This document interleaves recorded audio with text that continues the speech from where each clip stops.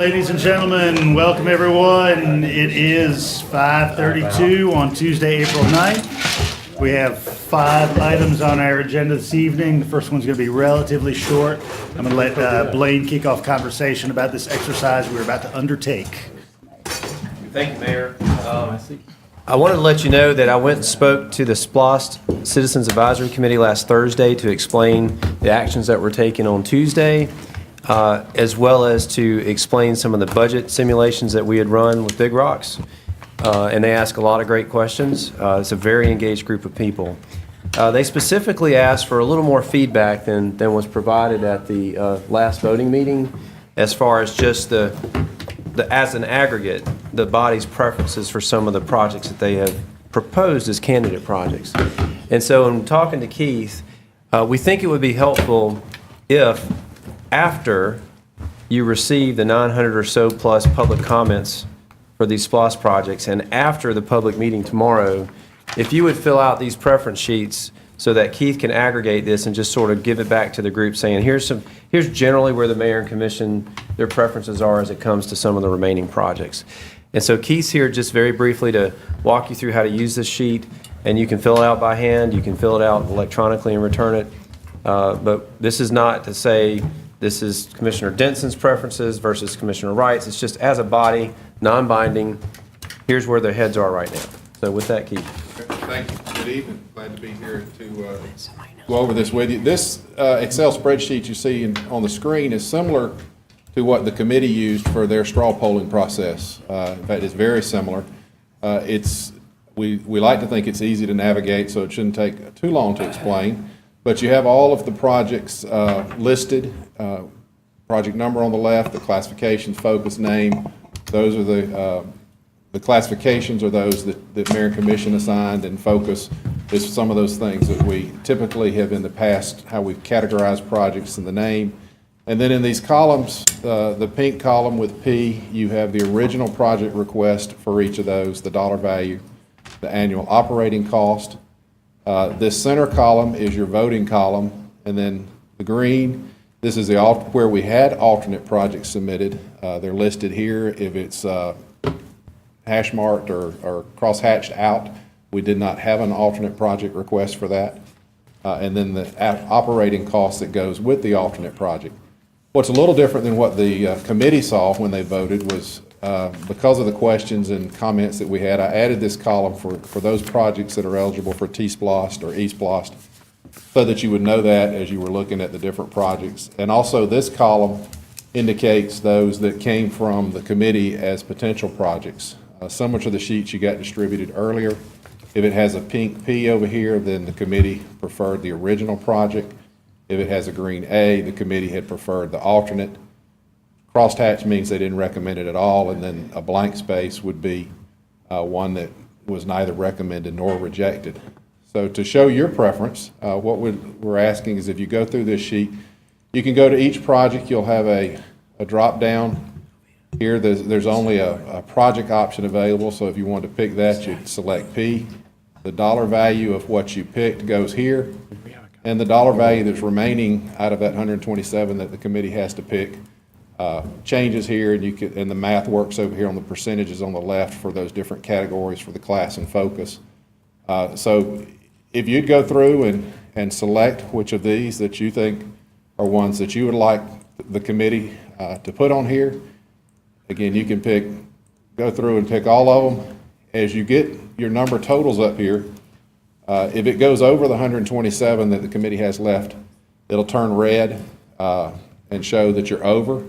That's okay if that's what you want to do. We don't let the committee vote over because they got to give you an exact amount, but and you're giving us our preferences if that's what you want to do. We have already included in the line project number 5, the space modernization program for the $82 million that was designated last Tuesday. And we've also gone ahead and pre-marked the affordable housing for 44.5 here with the P, and it should be locked so you can't change it. Only ones that you should be able to change are the spaces in the middle here as you go through and select. And then if you want to put your name on it, that space is available for you to change. And the rest should be locked so that it's easy to make your selections without worrying about messing or changing anything in the spreadsheet that you didn't intend to. So if you would be so kind as to fill this out and send it back through the manager's office, and we can aggregate it and give it to the committee and help give them some feedback. And if you want to include any comments that you want the committee to have, they're very much open to whatever comments you want to give to them through this process. If you do select one by mistake, the one little nuance, if you put a here and you meant to put a P, or you want to delete it, the only thing, we don't have a selection for a blank spot, so if you just hover over it and use your delete key, it'll go away, but you do have to hit the delete key. Allison? Hey, and this document is in an email being sent to us? We will send it out Okay. that way, yes, ma'am. And so I'm remembering, I feel like I remember during the T-SPLOST process, there was a round of, they asked for $4,388,000, but now they've trimmed it down and the project's only, where's the trimmed down version of the original project request? What's over here in green is where the whoever submitted the project came back with a slim down. Okay. Let's look at this one, 63, downtown improvement. They originally submitted 18,543,000. Their alternate slim down version, they came back and asked for 12,321,000. And then 62 didn't have a version.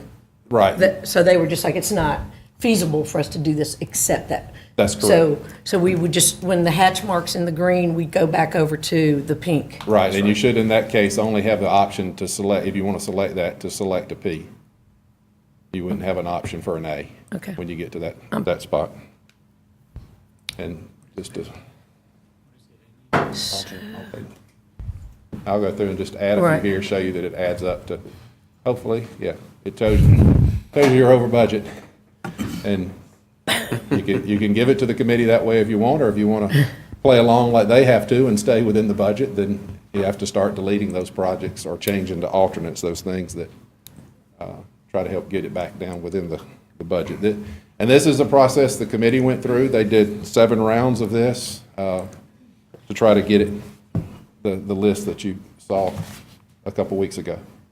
Yes, sir. I must comment.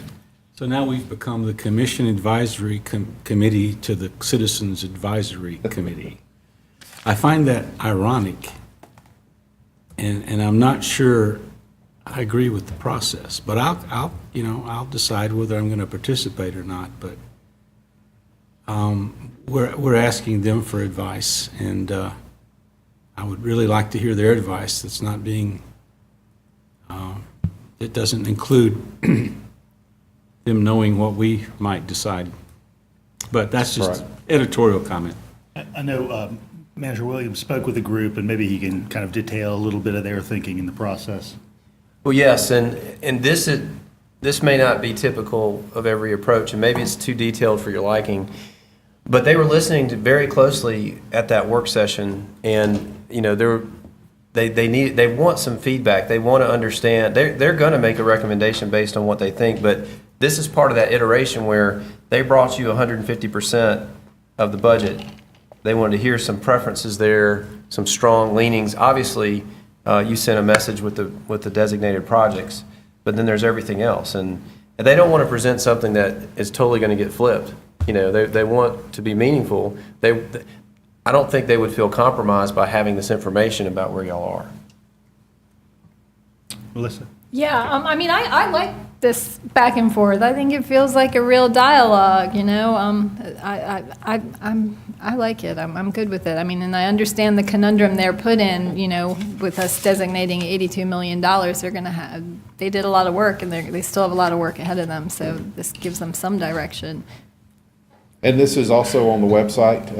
If people at home want to use it and use it to kind of look at projects, they can also do that and send us their comments that way. Fun for the whole family. There you go. Play along at home. That's good. Tim? So when exactly are we wanting these in by, did y'all say, or? It would be helpful to have at the beginning of next week. Right. Okay. And I understand, and I appreciate the leeway of letting us go over budget, but I have to imagine that this is going to be the most helpful if we actually try to take the same challenge the CAC is doing. So, Correct. Yeah. Thanks, Keith. Okay, thank y'all.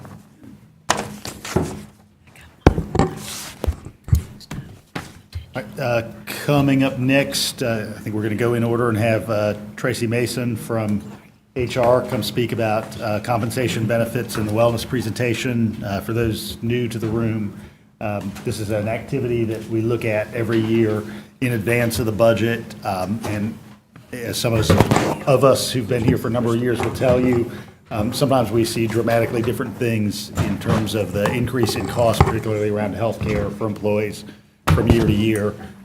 We've got some good news on that front this year.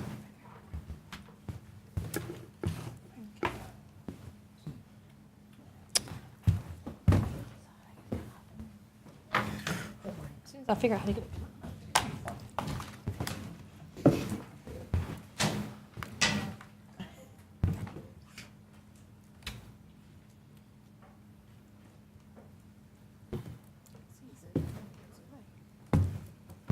Okay, Jeff, make it work.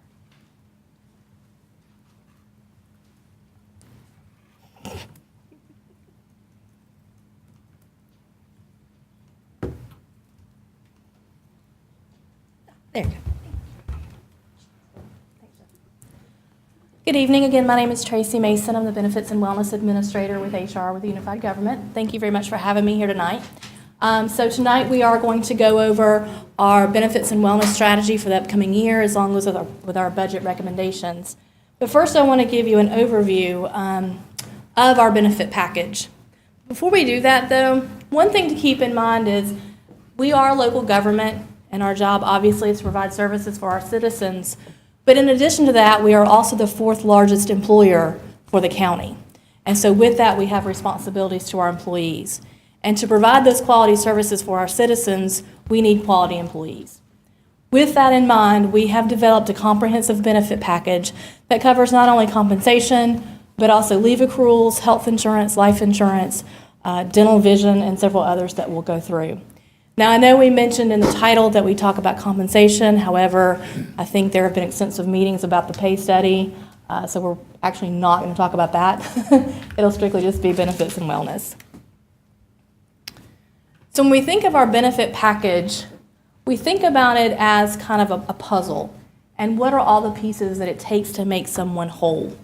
And with this puzzle, there are pieces that the Unified Government provides on behalf of the employees, but there are also options that the employee can select based on the particular needs of themselves and their family.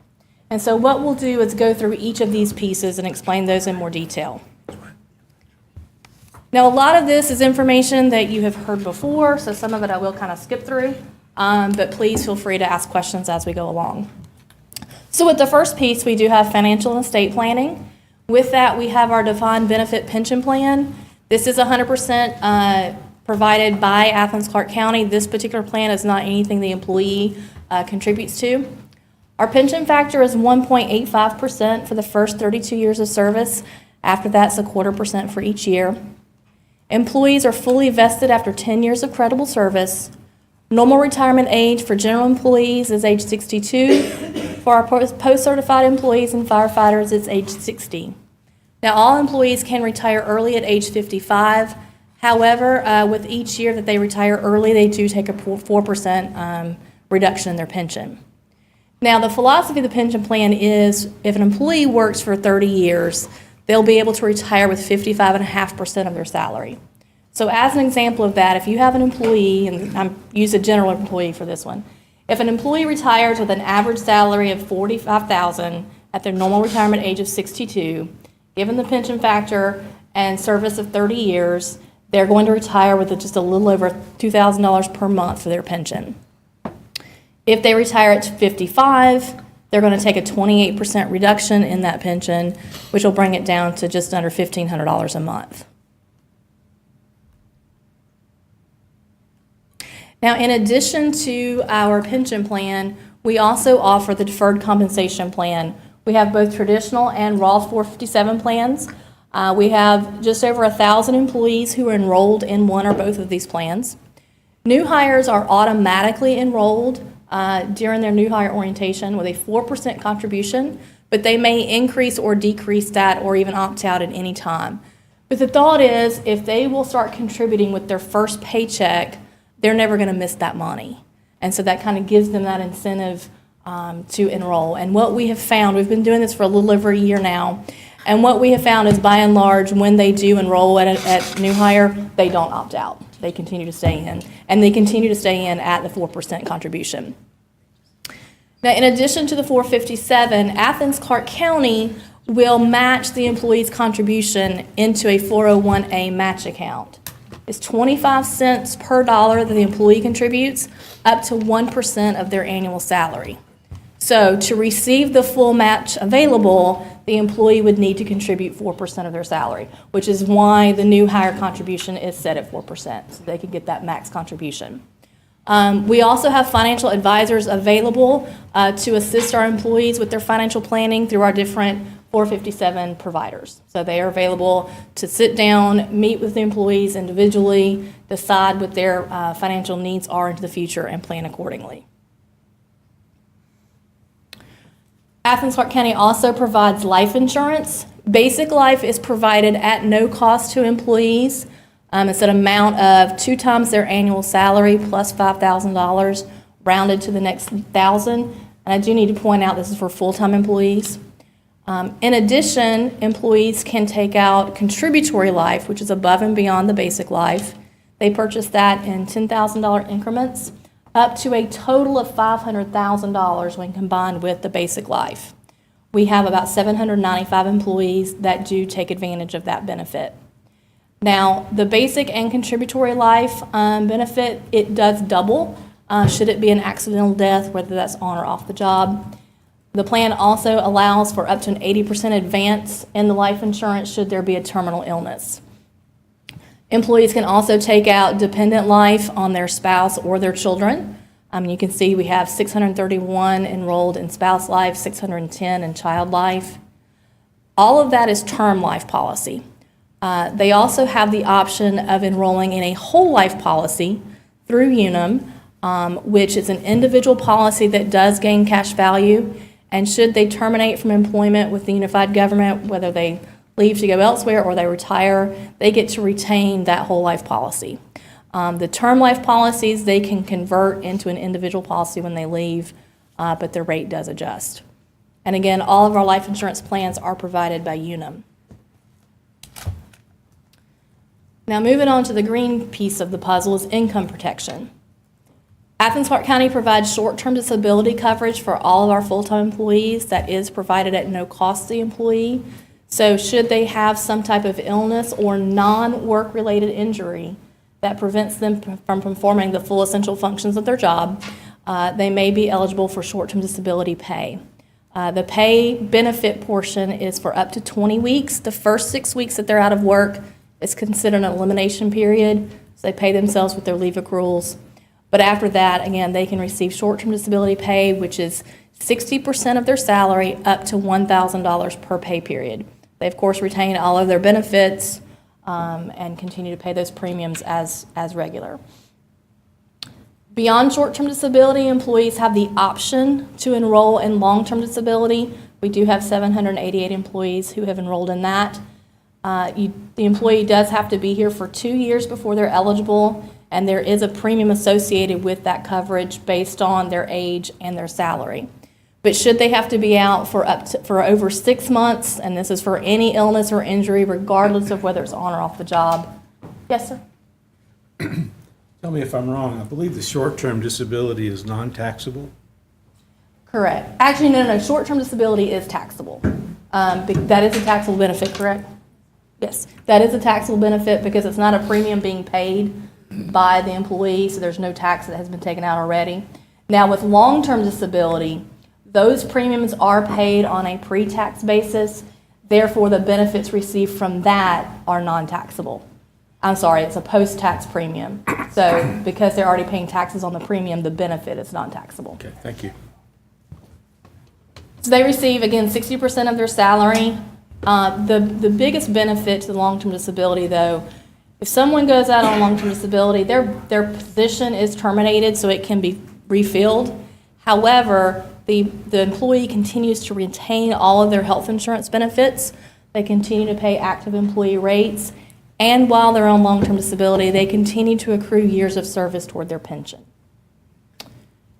We also offer critical illness coverage. That is paid by the employee, pays a lump sum tax-free benefit for specific critical illness conditions. There are different benefit levels that you can elect. And with that, there is a $50 wellness benefit for annual screenings. So if you have this coverage, you get one of the annual screenings that's recommended for you for your age, you get a $50 cash payout from Unum. With group accident, we've got 637 enrolled in that. It pays a lump sum, again, tax-free benefit based on the type of injury or accident that has occurred. And this is for on or off-the-job injury. And so what these plans do is provides extra income so that if there has been a loss of income due to an injury or illness, there are different types of situations that aren't covered by health insurance. These funds can help offset those costs. Now moving over into healthy mind, body, and spirit portion of our puzzle, we do offer pretty lenient leave policies for both sick leave and vacation leave. The more years of service you have, the more leave you are able to accrue. One thing to note is with the vacation leave, when you terminate, your unused vacation is paid out at your hourly rate. And for pension purposes, because we do look at an average of your final 36 months of your earnings, when you get that vacation payout on your final check, that amount is actually calculated into your pension as well. So employees who save their vacation can actually count that toward their salary and kind of increase their pension amount if they manage that properly.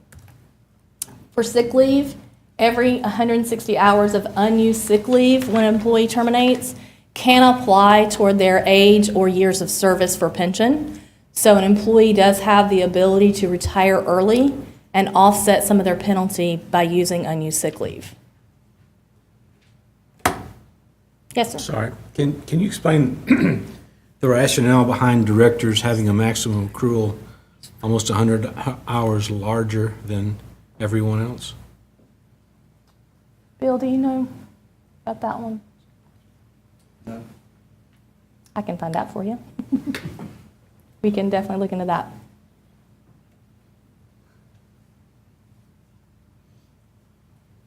Okay. It's just, okay, so it's just an added benefit of being a director or assistant director. Okay, moving on to healthy mind, body, and spirit, we do offer an employee assistance program. This is offered through Unum. It's part of our life and long-term disability package.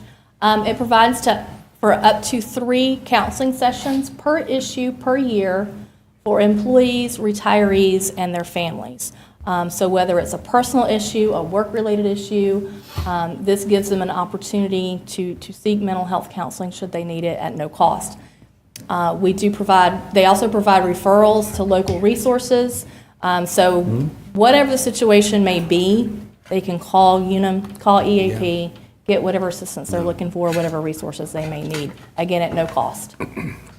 We also offer the tuition reimbursement program. Provides for 80% of tuition up to $5,000 per year.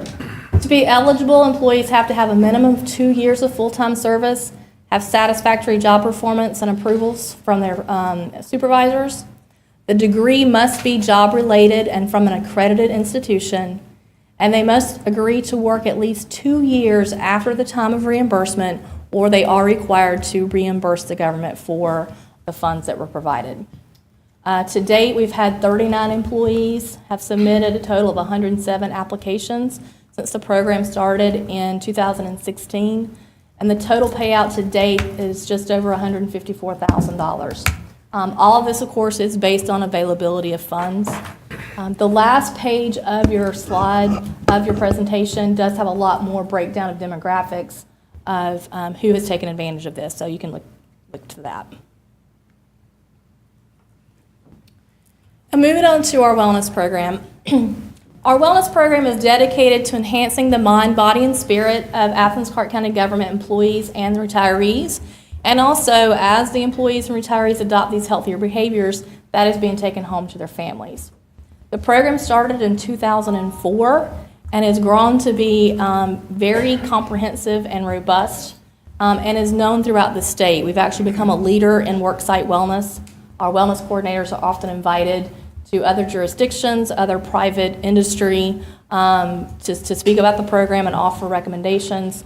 They're actually also invited to speak at a national conference every year to talk about how to develop these programs. You can see the various areas of focus here. We offer on-site screenings, health education programs, disease management. I won't go through all that, you can see. But again, it's a very comprehensive program. The way we develop the program and decide where our focus is going to lie is based on analysis of our health claims every year. So with Blue Cross Blue Shield, we do an annual review to see where our cost drivers are, to see where the conditions are that our employees are dealing with. But in addition to that, we also listen to our employees. So for example, during the stress management program that we've been offering for the last couple of years, it became evident that we have a lot of employees who are dealing with the stress of caring for family members and all that it comes with that. So from that stress management class, a caregiver support group has been formed.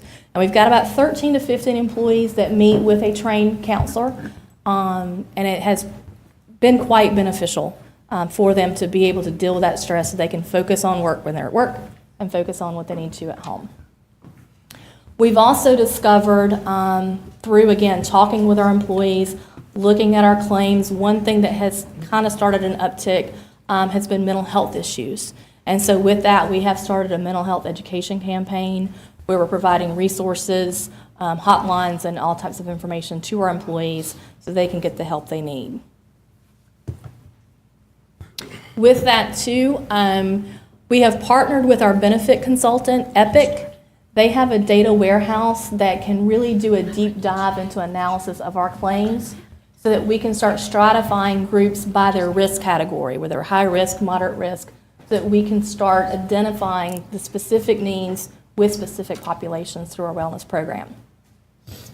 Now with wellness, as employees participate, not only are they gaining knowledge and tools and resources to make themselves healthier, but there are also some financial incentives to participating. So for those who are on Athens-Clarke County health insurance, if they complete a health risk assessment each year, which is basically biometric measurements, if they complete that every year, then they receive a credit of $23.08 toward their health insurance premiums each pay period. So it gives them the opportunity to offset some of those costs. In addition to that, all full-time employees, regardless of whether they have health insurance with Athens-Clarke County or not, are able to participate in what we call the WELL.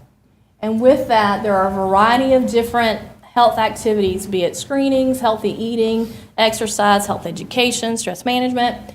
They can go online to their WELL account. They can log those activities.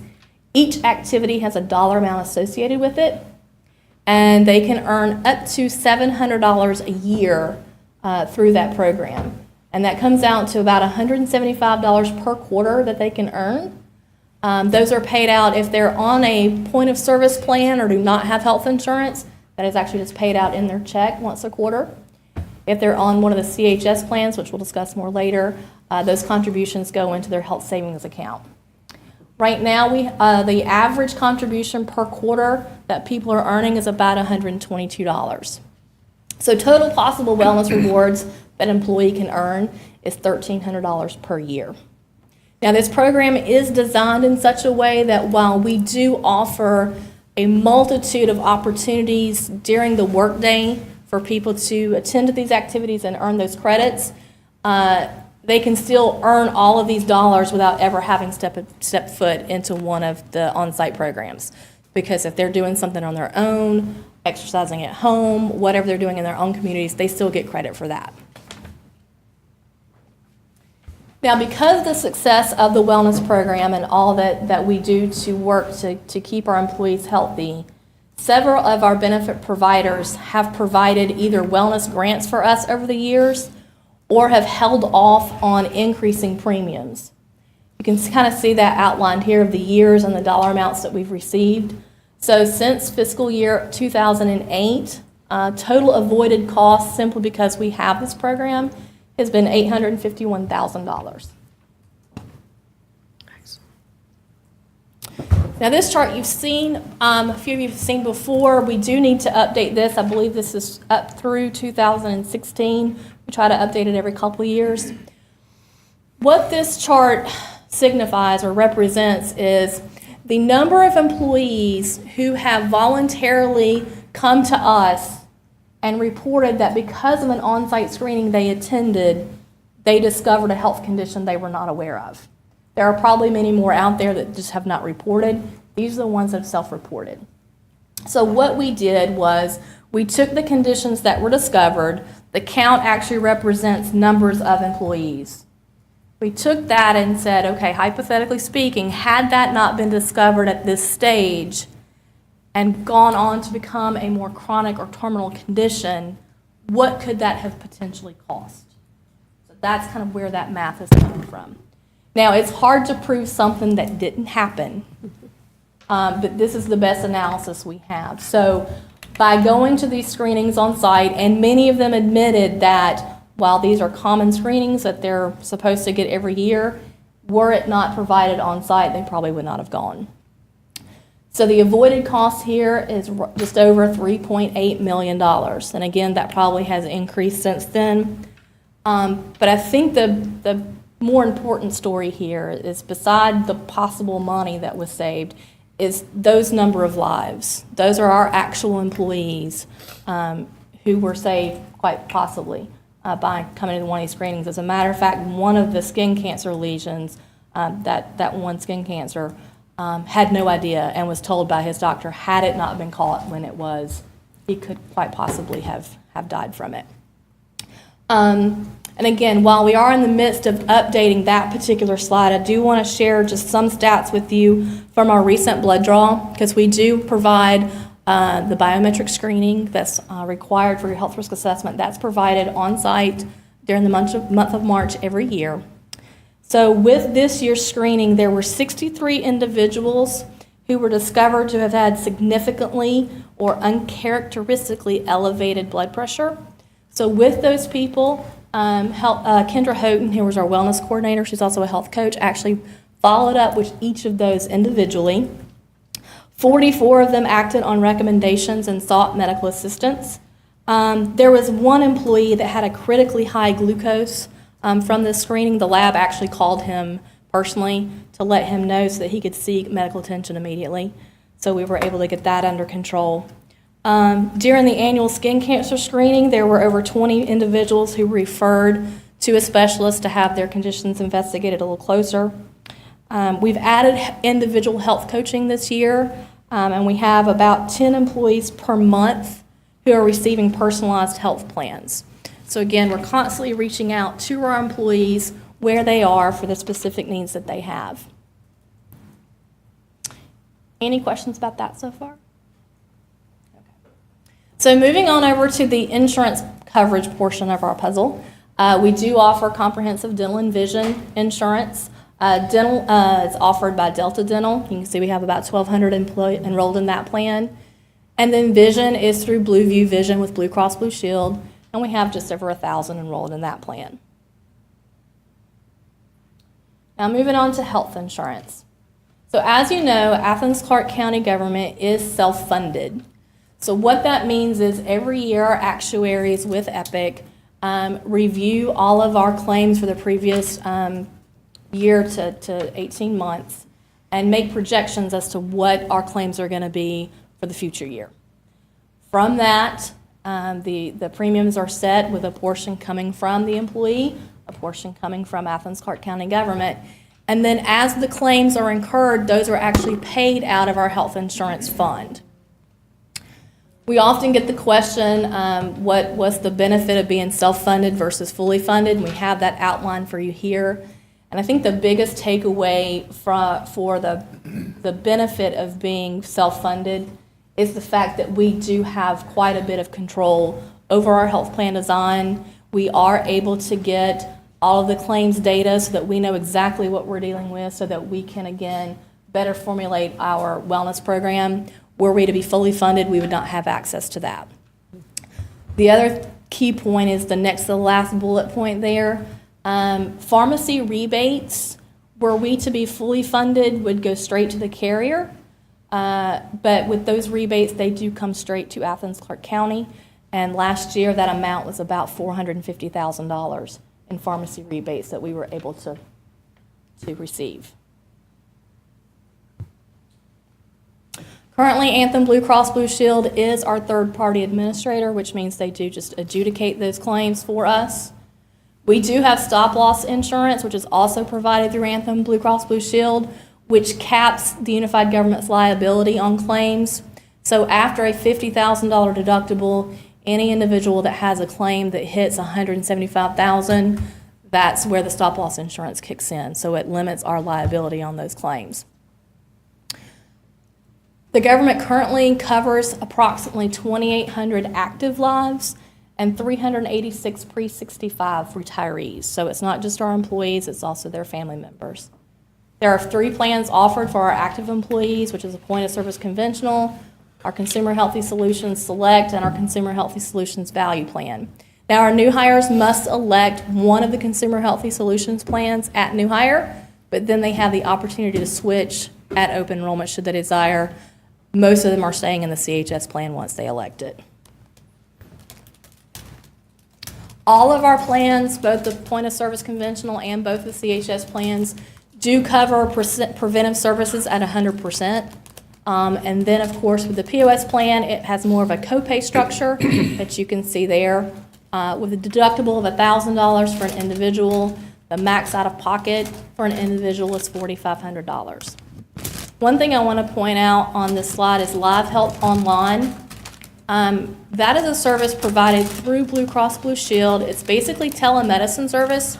So if you have a tablet, smartphone, any type of electronic device with a camera, you can log on 24 hours a day, 7 days a week, and actually have an online medical visit with a board-certified physician. I wanted to point that out because that service is available to anybody, regardless of whether you have a health insurance or not, and it's a $49 fee. Now, with our insurance on the point of service plan, the copay is $10. But again, it is available to anybody, regardless of insurance coverage. We offer a flexible spending account, which is a pre-tax expense account for out-of-pocket medical and dental and vision expenses. This can be paired with a point of service plan to help people plan for their expenses on a pre-tax basis. We also offer a dependent care flexible spending account for those that want to use pre-tax dollars for their dependent care, child care, summer camp type expenses. Now, with our Consumer Healthy Solutions plan, these are consumer-driven health plans, so there are no copays. All claims are subject to deductible and co-insurance. You can see what the deductibles and co-insurance and max out-of-pockets there for both the Select and Value plan, as well on the enrollment numbers for each of those.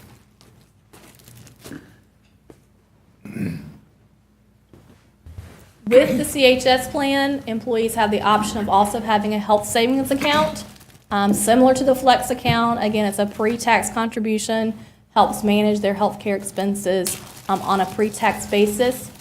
But with the CHS plan, Athens-Clarke County does make annual contributions to the employee HSA. For those on individual coverage, it's $250 a year. For family coverage, it's $500 a year. And that's put in once a year. And then, of course, they can earn up to another $700 into their HSA by participating in wellness. So that's all of our active benefits. For our retiree benefits, for our pre-65 aged retirees, they have the access to the same dental and vision insurance as our actives. Life insurance is provided at no cost to our retirees in the amount of $10,000. Now, they also have access to the same health insurance plans. However, there is a fourth plan that's called the designated plan. That's a POS traditional plan. You can see the deductible and max out-of-pockets there. It's a little bit richer plan than the conventional that's offered to actives. The designated plan, because of the way our code of ordinances is, retirees hired prior to 7102 receive that designated plan at no cost to them. Retirees hired prior to January 1 of 94 also receive the designated plan for their eligible dependents at no cost. So anyone hired after 7102 can enroll in one of the plan options, which is basically the same plans available to active employees, and they pay the same premium as active employees. Once a retiree turns 65, they enroll in Medicare A and B, which becomes their primary coverage. And then they have the option to elect a Medicare Advantage, Medigap Supplement plan, and/or a Medicare Part B plan through the Medicare Exchange, which we have partnered with Via Benefits to provide those services for our retirees. Athens-Clarke County government establishes a health reimbursement account, which provides funds to be used for health, dental, or vision premiums and out-of-pocket expenses. So the retiree pays the premium, but then they are reimbursed from their reimbursement account. Right now, that HRA annual allocation is $2,340 a year, which it comes out to $195 a month for each eligible retiree and eligible spouse. Again, spouse are for those retirees hired prior to January 1 of 94. However, effective July 1st of 19, those hired prior to 7102 will receive $2,736 a year, which is $228 a month. Those hired after 7102, and I apologize for the typo in your presentation, those hired after 7102 will continue to receive the $195 a month or $2,340 a year. In addition to the HRA contributions, there's additional funding for those with high-cost medications. One is called a retiree protection special payment. So if the total cost of medication hits a threshold of $3,760, the retiree may file for additional funding. It's prorated based on the month in which they hit that threshold, but the total amount they can receive for the year is $1,740. If the total out-of-pocket prescription cost reaches $5,100, they go into what's called catastrophic coverage with Medicare Part D.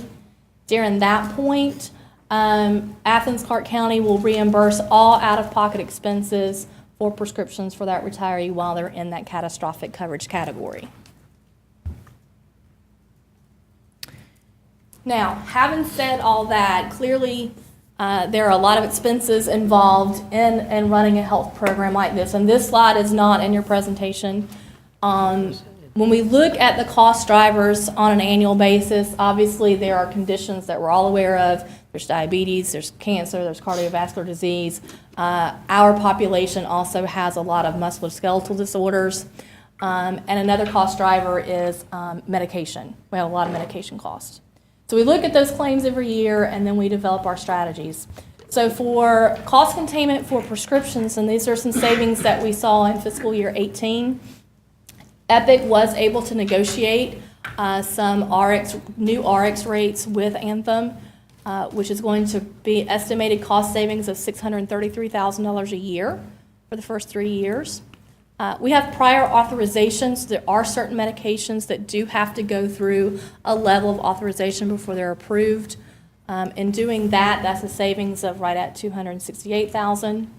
Step therapy, that just requires that a member tries some proven yet lower cost prescriptions before they move on to the higher cost ones based on medical necessity. Quantity limits, we do incentivize generic prescriptions versus brand. However, if there's a medical necessity for a brand, those are approved. Home delivery choice incentivizes people to use home delivery service for their maintenance medications. They can get a 90-day supply mailed to their home. So with the savings of all of those strategies that have been implemented, with the cost savings in FY18 of just over $1.6 million. Now, as of September of 18, we've also implemented what's called an essential formulary, which is just a little bit more restrictive formulary for prescriptions. And within the first 3 months, we saw a 2.6 negative trend. So we did see those costs start to trend downward.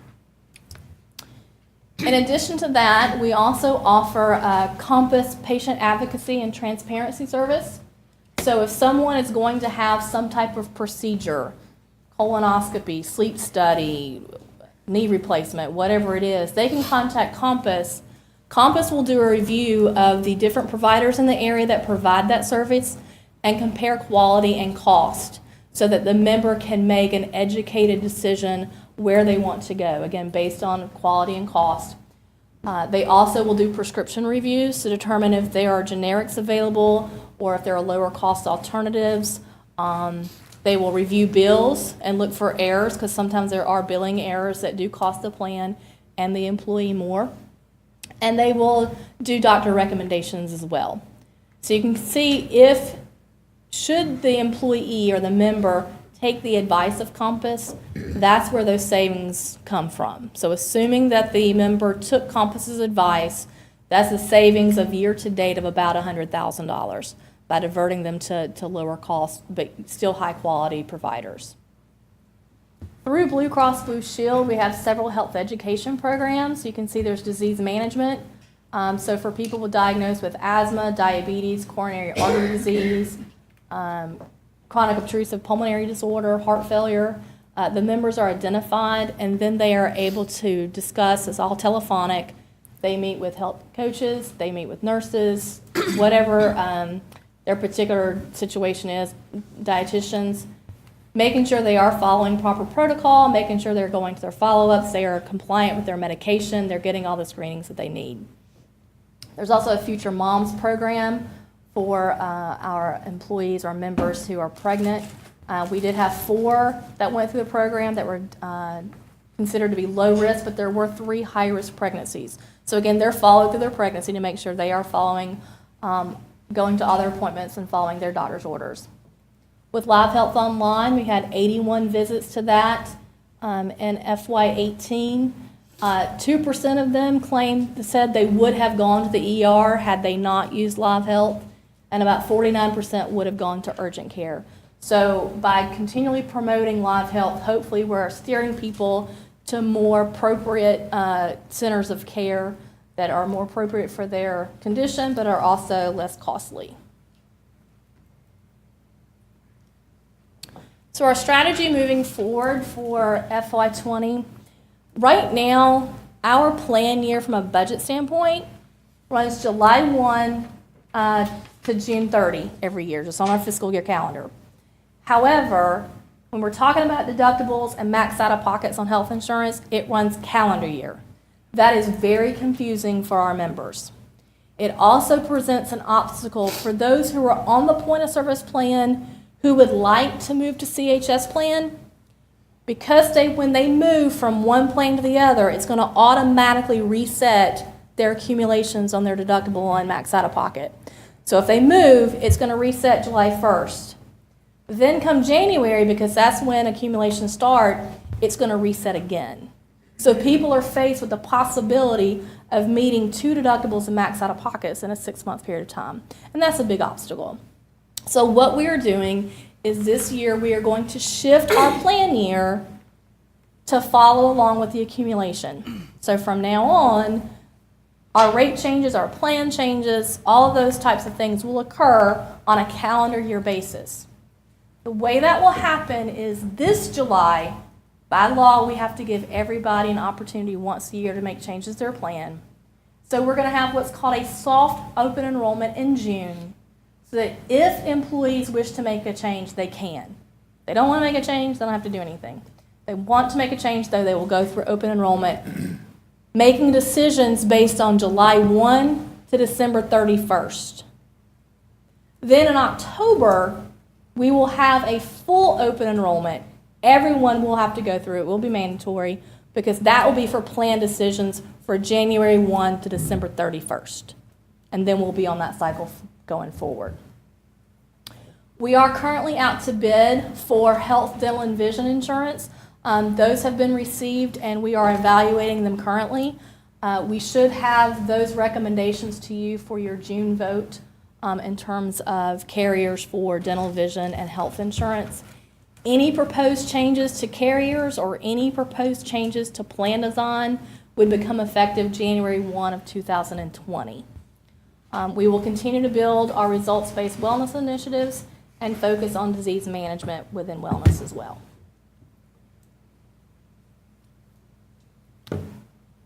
So with that strategy, looking at what our claims have been trending and what we're projecting them to be moving forward, there's a lot of numbers on there. But we did try to break it down. The first column is what we project costs to be for that July 1 to December 31st period. Then what the cost would be if you look at it from a full calendar year of January 1 to December 31st. But then splitting it out to the far right hand of what we're looking at in terms of the budget cycle. So for fiscal year 20, for that budget cycle, if you look down toward in the bottom row there, the total costs will be just over $15 million, with $5 million coming from employee contributions and about 10.4 from Athens-Clarke County.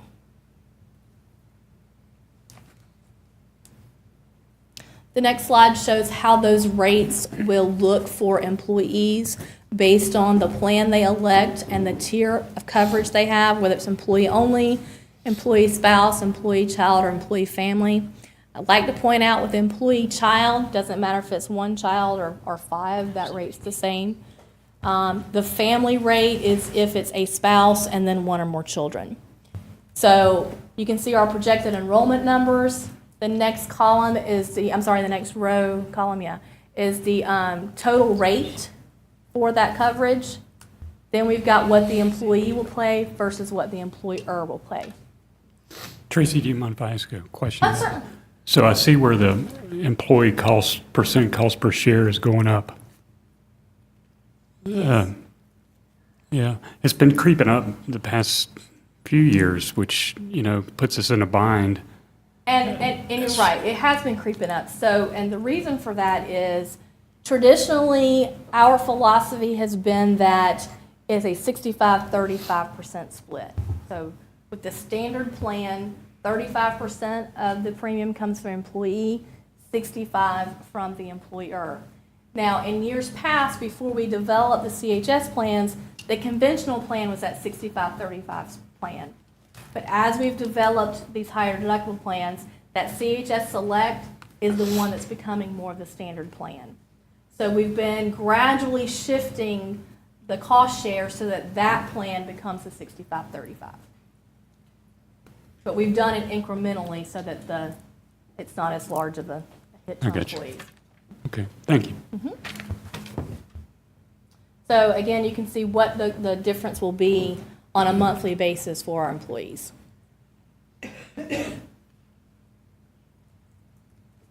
Now for our pre-65 retirees, same type of breakdown there.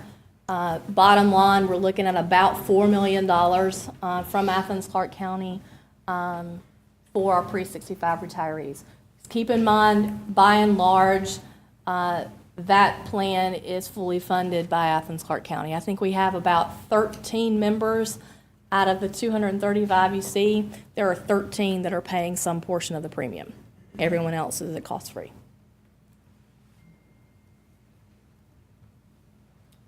So budget projections for post-65 retirees. Again, these are the ones where Athens-Clarke County is funding the health reimbursement account and then the special funding for high-cost medications. So for the retiree special protection payment and catastrophic funding, that's projected to be at $50,000, which is what it's been pretty much since inception. And then the HRA contributions will be at $1.5 million. Now with the post-65, I will say that budget and that plan will remain on a July to June cycle because that's simply a budget matter. There's no plan design with the post-65 since they're on an individual marketplace. So all that being said, with health insurance, again, we are requesting $10.4 million for contributions to the health insurance plan, $5 million from employee. There is a fee for ACA compliance. There is reporting. There's fees that we have to pay for that. That's about $26,000. $400,000 for our life insurance program, and $50,000 for tuition reimbursement. So all totaled for the 608 fund would be $10.88 million. For our retiree side, retiree contributions, we're looking at about $50,000 for those 13 or so people that pay. $4.1 million from Athens-Clarke County for health insurance. Life insurance is about $208,000. We do have some consulting fees there, plus the HRA contribution for our post-65 at $1.5 million comes out to just under $6 million at $5.95 million. Is the request for FY20. Then for pension, really what you want to focus on is that blue line in the middle for FY20. We're looking at pension contributions of $8.6 million to fund the pension program. Now I'm just giving you all a whole lot of information in a relatively short period of time. Do you have any questions? One quick note I'll make, Traci, is I had a recent conversation with a neighboring county commission chair, and versus our under 1% increase in healthcare costs, this not self-insured county is looking at double-digit increases in their healthcare costs. So I think our format has worked well for us as an organization, for our employees. That's all I have. Thank y'all very much. Thank you.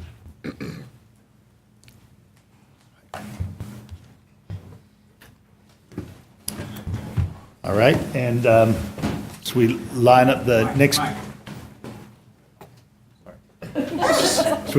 Line up the next presentation. You'll recall that in autumn of 2017, we had our SPLOST referendum, and there were 4 corridor areas that received $4 million apiece. Atlanta Highway, Lexington Highway, Prince Avenue in the West Broad area, and there's been some work underway in West Broad. And so while we're talking about that specific corridor, we might also think about this as sort of a process prospect for those other corridor areas as well.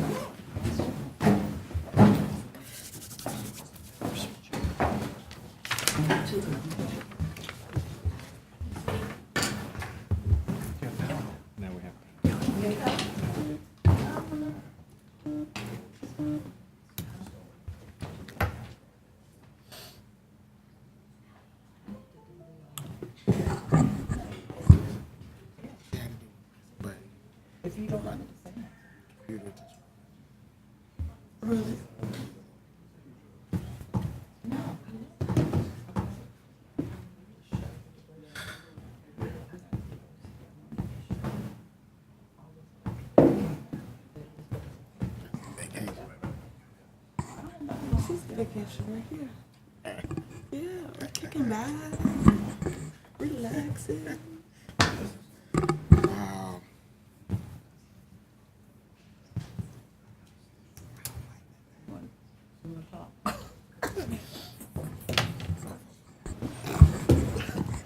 All right, y'all ready? So this project is, or this presentation is to talk about the West Broad area T-SPLOST project, talk about some of the pedestrian improvements in the neighborhood, discuss the public input that's gone on so far, the discussion of the user group, and then the recommended concepts that have come out of that.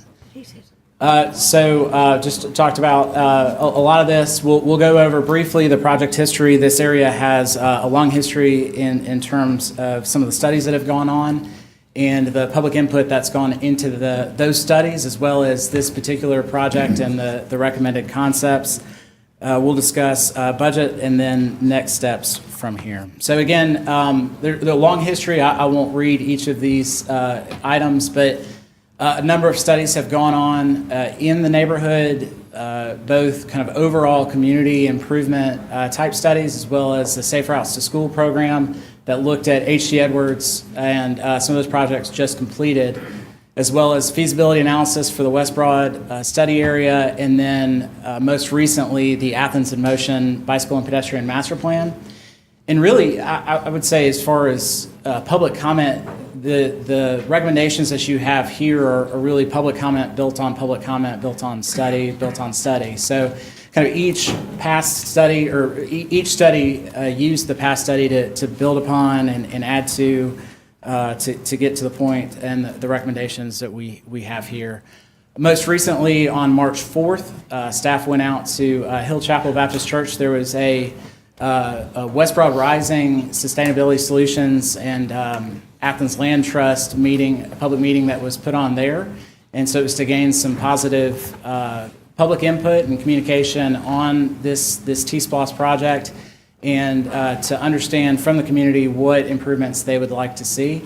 And then actually going on concurrent with this meeting, Diana out of the SPLOST office with Jacobs is meeting with the West Broad Sustainability Community Advisory Group. That was an advisory group that was built out of the West Broad Rising.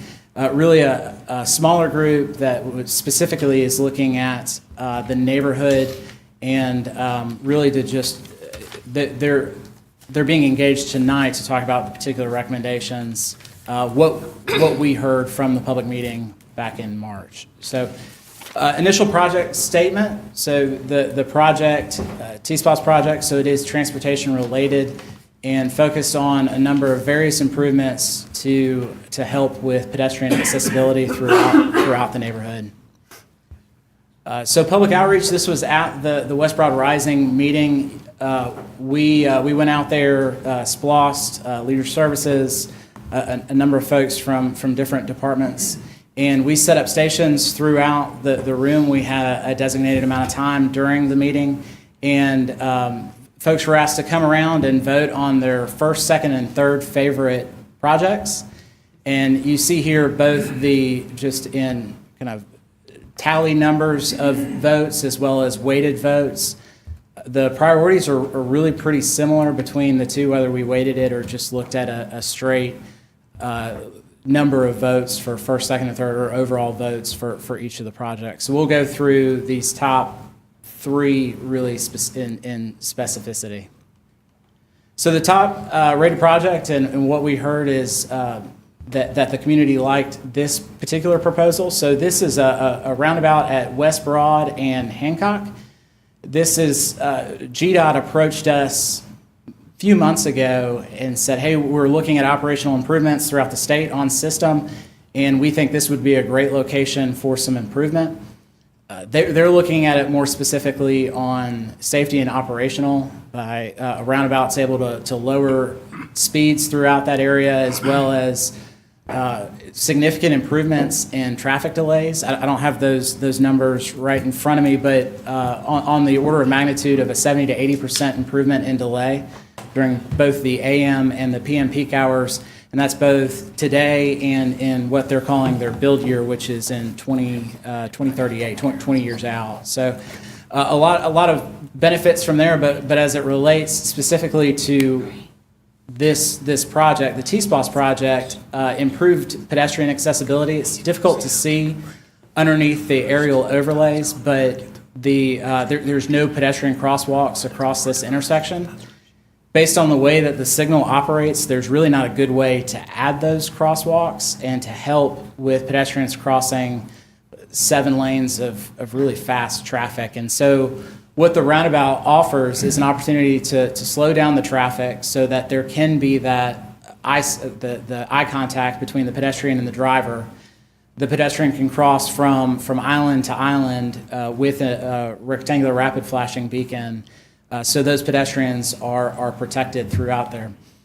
The total project is a $5 or $6 million project, and GDOT is the proposal that is being worked out now, just in preliminary discussions with GDOT, is that we would fund preliminary engineering and right-of-way.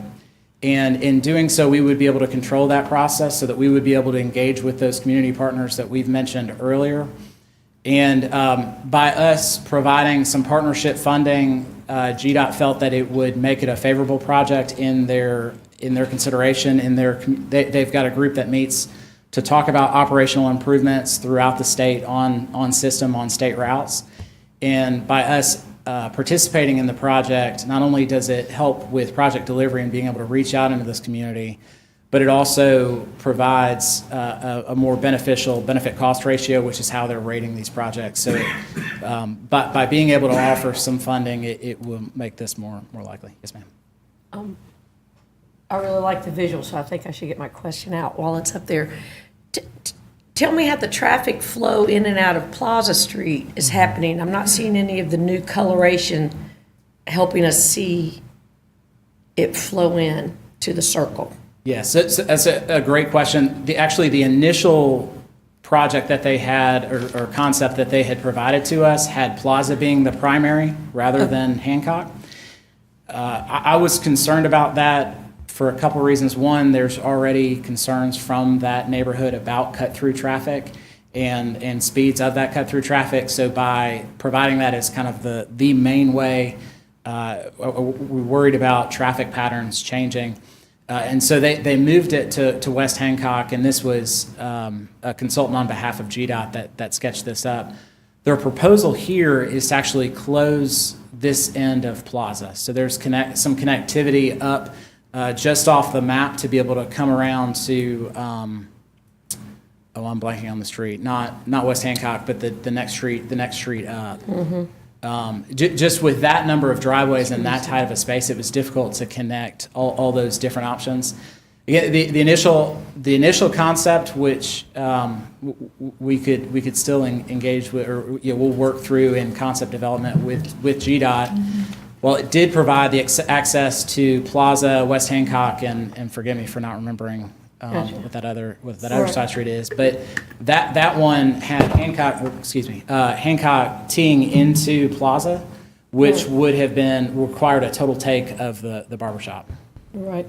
And so the next point of this moving forward, we'll see what those ideas are that you're talking about with Plaza, how that would actually work.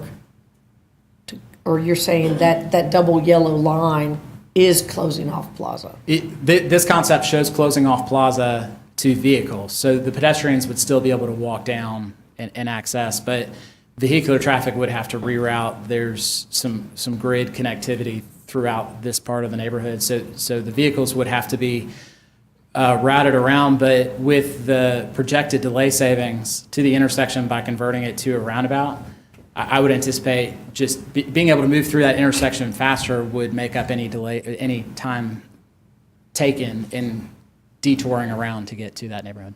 So you're talking about an access between Hancock and the Plaza, and I noticed on this early version, it would have come like right about where Hancock and Glen Haven meet and cut across behind, well, it would have cut right through the barbershop.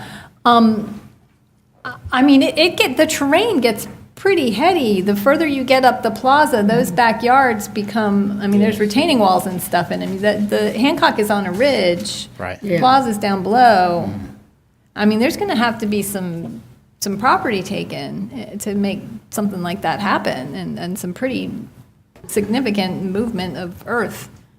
So with this option, and by closing off Plaza, it's relatively minor. There's a lot there on that corner with the housing authority, and really it's just green space right now, and so that green space would be pushed back. There's a wall currently there, kind of on the top right corner. So no housing is being affected by this. So that's where most of the work is taking place. And then, so the purple is the higher impact, and then the orange is more just overlaying the road to tie it in. So by locating it here and just tying in Hancock and then Glen Haven up to the north, it limits the property impact. And actually this ended up being much less impactful from a right-of-way standpoint than tying in Plaza directly, because that would have required the total take of the barbershop. So then folks who live on that lower end of the Plaza would have to go all the way up, I guess, to Indale and then cut through the neighborhood to get on Hancock to get to this intersection. That's correct. We could create without much issue a right turn out. a right-in, right-out may be challenging onto Hancock. Those are some things that we could work, but as far as full access with this concept, it wouldn't be possible with just the number of roads all converging. in But a that. right turn on would be possible, and then could they go around the roundabout? To go, There wouldn't be a way to create a left into Plaza, to come from the roundabout into Plaza. So the right in, right out would be replicating what's happening up here on, I think, is it Hodgson? I don't know that there's an R in there. But on Hodgson Drive, that's now a right in, right out. It's oh, right in, right out, left in, no left out. Right, and so then Plaza would be could be similarly right in, right out. It's just not feasible to have a left approach. Correct. Then that would keep it from being a dead end. Right. So we'd have to work through some of that in And so concept. that's part of what would move forward with tweaking. Correct. So this is very high level at this point, really to the point of GDOT asking us if we're willing to participate In the project and move it forward. Drew, while we've got this slide up, I know Andy and then Mike had questions. So a couple of things. One, I think the center of that roundabout would make a perfect location for some kind of public art or something like that. I think that we need to put public art in the middle of our roundabouts. I think that's interesting. But the question I have is, and I'm a huge fan of roundabouts. I've probably driven around more roundabouts than anybody else this side of the rail, I suspect. So I'm a huge fan of them. However, what is the speed limit through there? Because you're talking about putting the yellow flashing beacons, and I see people blow through those on Prince all the time, and I'm just a little bit concerned about. That's a pretty straight road from Atlanta Highway. If people are coming down there and they're heading on down to downtown, realistically, whether they're going to stop and blowing through those at 50 miles an hour is not great. Absolutely. It's a great question. So the roundabouts, the modern roundabouts are designed based on... They will slow the speed down a speeds. little bit, yes. And so the curves are specifically designed based on the maximum circulating speed. And so they look at three different speeds, the entering, the circulating, and then the exiting. And the designers tweak all the radii to force those speeds down. To be able to navigate the roundabout, you have to go no faster than 15 miles an hour. Okay. Into and then around and then out of the roundabout.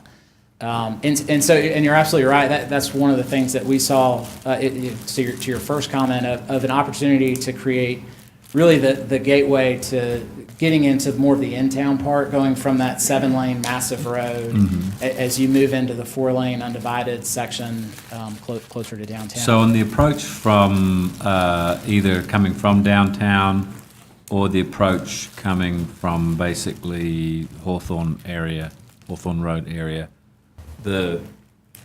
on the left-hand side of the roundabout, the kind of S-shaped curve heading into the roundabout and coming from downtown, again, that curve heading into the roundabout, those are sufficient to slow the traffic down enough that it would be safe for people to cross? Because obviously coming out of the roundabout, it's slightly less of an issue, although people probably tend to put their foot down when they come out. Coming out of the road, once they get past the crosswalks, it's less of an issue. They can get up to the typical operating speeds. But you're absolutely right.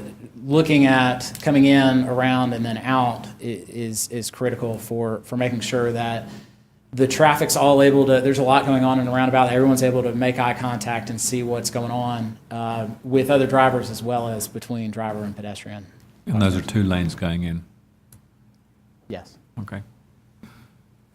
I just have a comment, and I guess closing the plaza, I could see where concern might be raised with that, especially if there's already cut-through traffic going towards the plaza, you're just kind of shifting the problem to another neighborhood and other, perhaps more residential neighbors along there. I can't quite understand why a roundabout wouldn't work there, turning left. I mean, you just circle around, right? I mean, that's a roundabout. So to be able to turn left on the plaza? I mean, if I were coming down, going toward downtown, and I said, oops, I've got to turn around, I got to go back the other way, I'm just going to circle back around the roundabout. But if I want to, couldn't I just get in that other lane and make a left-hand turn? Or basically then you'd be making a right-hand turn onto Plaza. In order to do that, it would require, so there is a little bit of space on the roundabout, but it would require taking, I think it's a plumbing supply, in order to shift the plaza over. GDOT wouldn't allow us to put two exits and entrances, two drives to both Hancock and Plaza. And so the question, I guess, in design is whether we allow Hancock to be the primary end or Plaza. And so our initial recommendation was just West Hancock, just because that's the higher volume road than Plaza. But there are challenges with really either design. So regarding traffic calming, I mean, we've talked about this 7-lane highway cutting through the neighborhoods.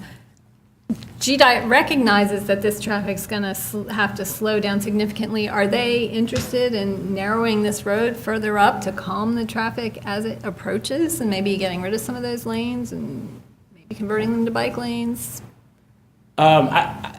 So GDOT operates a little, and I don't mean this negatively because we work with them and they're great partners, but they work a little bit in silos. And so when they look at intersection improvements, they look very narrowly at just intersection improvements. So as part of the discussion with this project, they've not looked at the remainder of the corridor. Because I'm a big fan of roundabouts too. I mean, I grew up outside of DC, and the state I grew up in actually has the most roundabouts of any state in Maryland. I learned that pretty recently. And I see them popping up all over Georgia. On my way to Chattanooga this weekend, we went through two at two state highway intersections, and then on the way to South Georgia last month, we went through another. I mean, these are popping up in the middle of the boondocks. But I can foresee, some serious accidents when you have people coming down that hill at 55, 60 miles an hour like they're wont to do, and then hitting and plus being an urban area with lots of pedestrian traffic, lots of buildings. I mean, if we're not taking care of the traffic calming upriver, I think, it could create more problems than it solves, and there are certainly problems here that need to be solved, and I certainly would like to see a roundabout there, but I want to see also some help upstream and along this whole corridor, as a matter of fact. I mean, this is a 7-lane highway that's been blasted through single-family neighborhoods. I feel like, traffic calming is the key to this whole picture, and the rest of it, too. True. While we've got this up, a couple of elements that I was interested in addressing, and I guess just jumping from Melissa's comments, one prospect I'd be interested in exploring with GDOT, is whether we could have a planted median really between here and Alps, that would result in 2 eastbound and westbound vehicular lanes and a widened planter area that could kind of create some aesthetic benefits and also direct flow for left turn movements in a more controlled way as well. And so I'm interested in that prospect, kind of thinking in a more linear fashion. And then I'm also curious about this one other minor detail along the apex of the housing authority property. So it seems like the least frequent turning movement of anything here is somebody coming out of downtown on West Broad Street and taking that very sharp right turn onto West Hancock, heading back to downtown. Mm-hmm. For both vehicular and pedestrian benefit, could that be eliminated completely? Or at least that? I see, and kind of pull it in. Yeah. And then get the plaza. And so both of those things, what I'd offer is by us being able to control preliminary engineering, we're able to have our hands in the thick of things.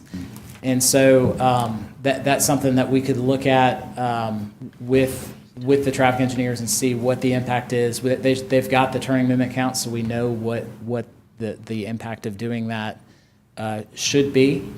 So I think that's definitely worthwhile. And then on the idea of changing between, say, here and Alps, there is There is more opportunity by improving the intersections. GDOT's going to look at it as just strictly as it relates to capacity and safety. And so if we're able to improve the intersection, this one being a major intersection on the corridor, and improve that capacity, then limiting the capacity on the remainder on the segments, and doing so with the safety benefit of doing the access management, of doing a planted island, I think that's something that they would support.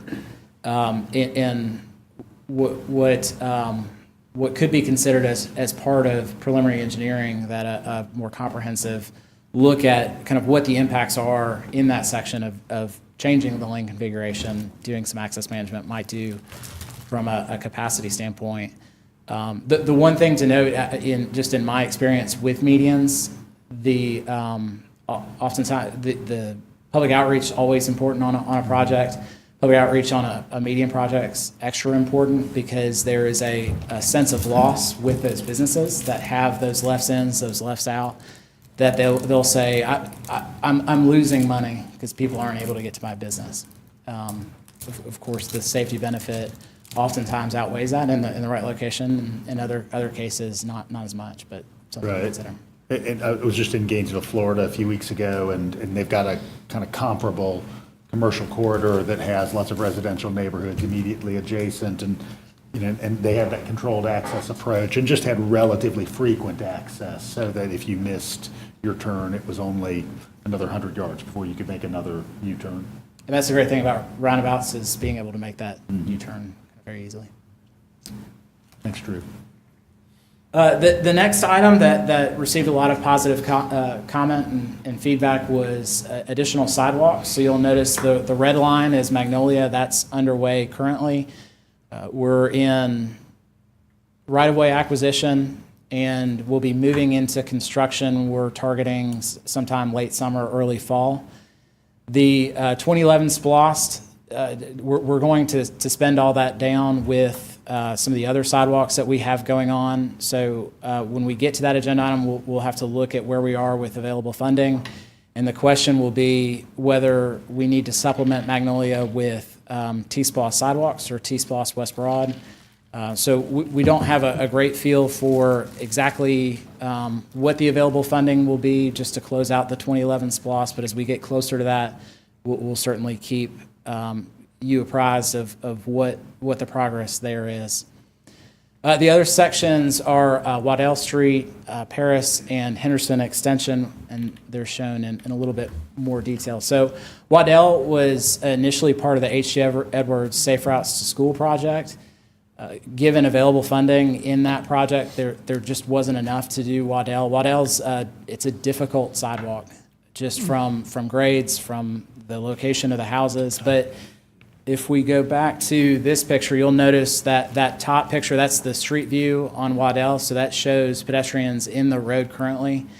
It's a connection from Clarke Central to kind of the western part of the neighborhood, so there is a desire, there are people that are walking it now. There's been observations of moms pushing strollers on Waddell, so there's certainly a need for it. Again, a challenging project, but one that does have a lot of benefit from a connectivity, pedestrian east-west connectivity standpoint. So there are projects, concepts that have been developed. This is out closest to Rock Springs. And so then as we move to kind of the left side of the page, that's where this one picks up. So that section's a little bit easier. And then it actually turns up minor to widen the existing 4-foot sidewalk to a standard 5-foot sidewalk. And then the last section is the most challenging of all those, going up the hill towards H.G. Edwards, and then around the corner on Deering Extension. So that sidewalk, and then also Paris Street.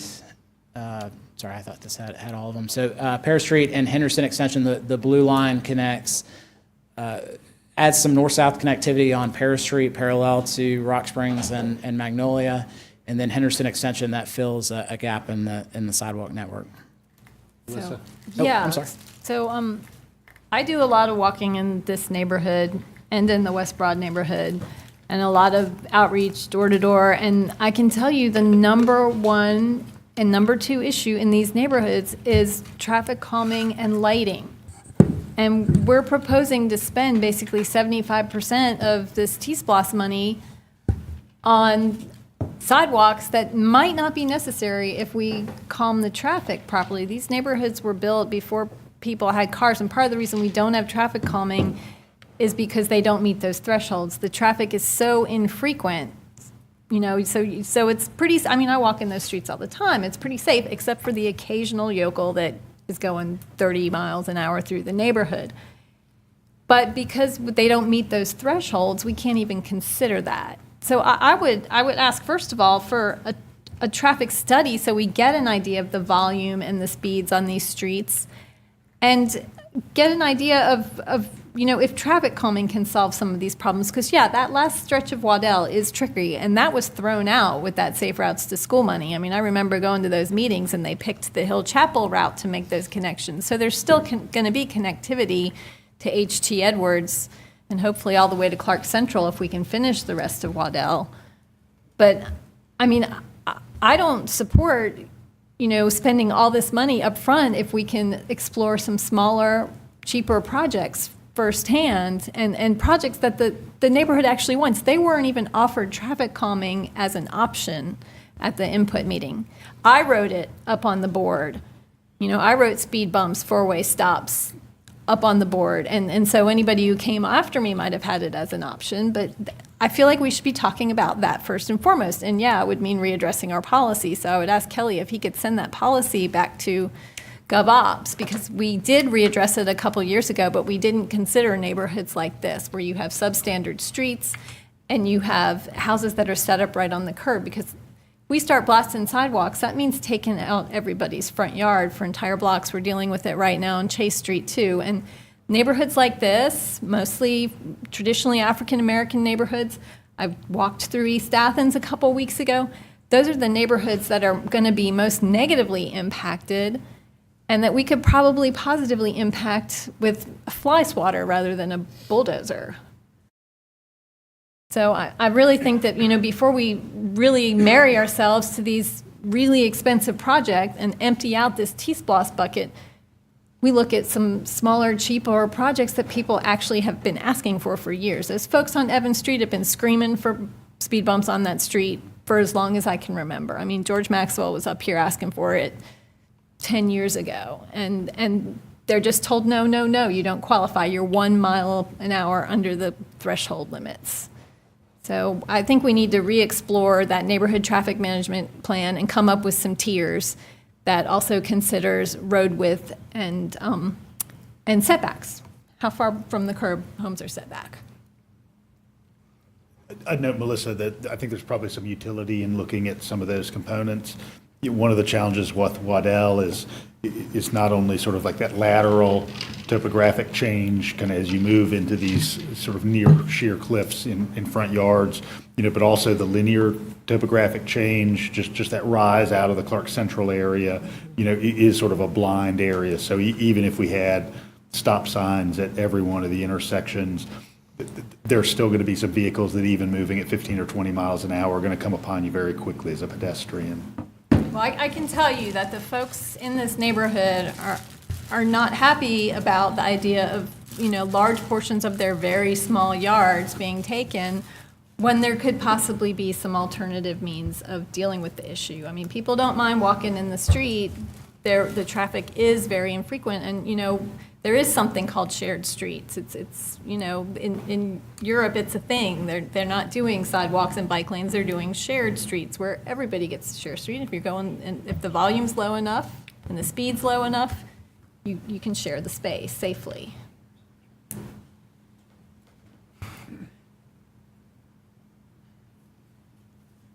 One final just project that we heard at the meeting was what we're calling just a neighborhood connector. So the desire for the neighborhood to get from where they are to the commercial area, and right now it requires them to either go up to Broad or down to Baxter. There's not a great way to move through the hospital to either get to the hospital or get to some of the commercial there on Alps to Kroger and across the street. And so what we heard was a desire to engage the hospital about a possible connection through their property. We've done some of that preliminarily.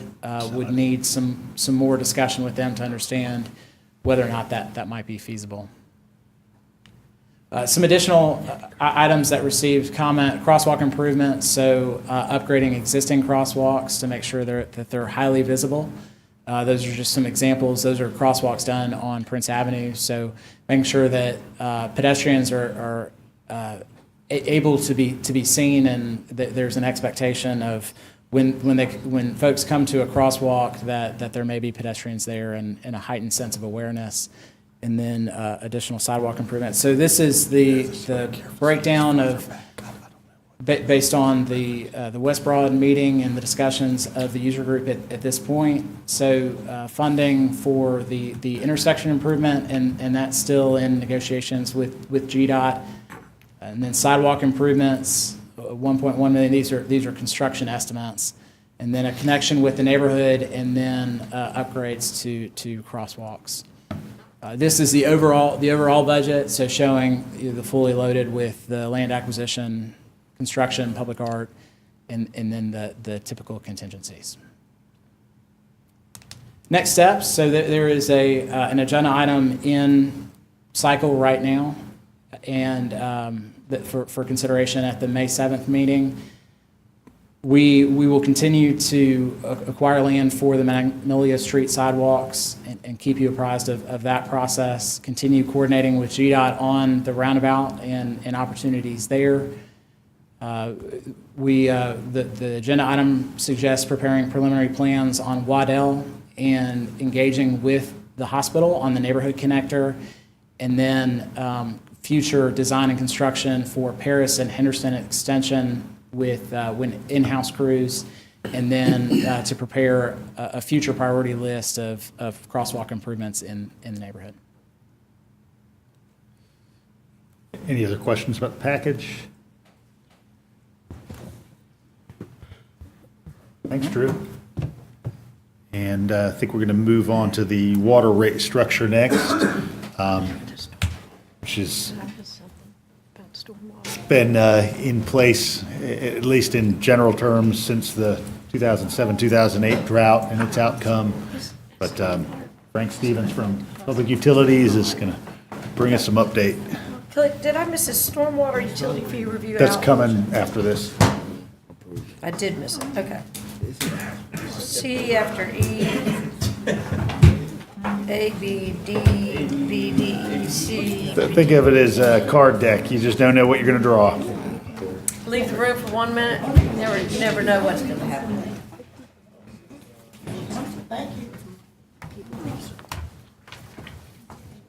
Thank you.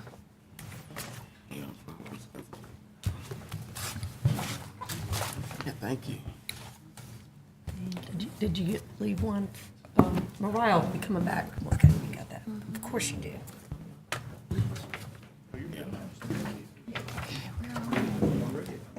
Okay, that's gonna be the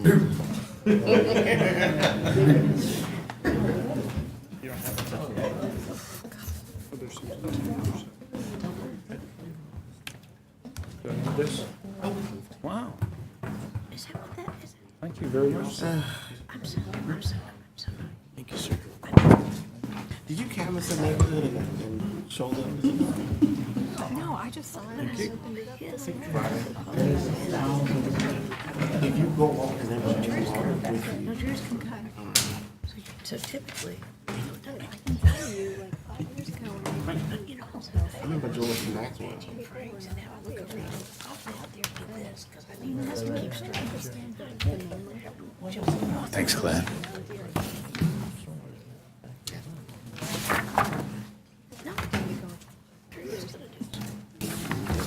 Got two. Got an extra.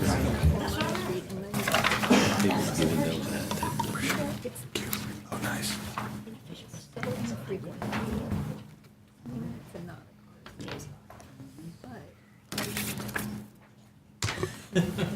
Thank you, Mayor and Commission. Mr. Glenn Coleman distributed the 2008 rate structure resolution and also the pamphlet for Project Share. Among the criteria for a good water rate structure are, at the top, conservation, usually accomplished by increasing the price for peak usage, meaning that when more water is used than normal, you pay a higher price per gallon. Fair and equitable, simple to understand,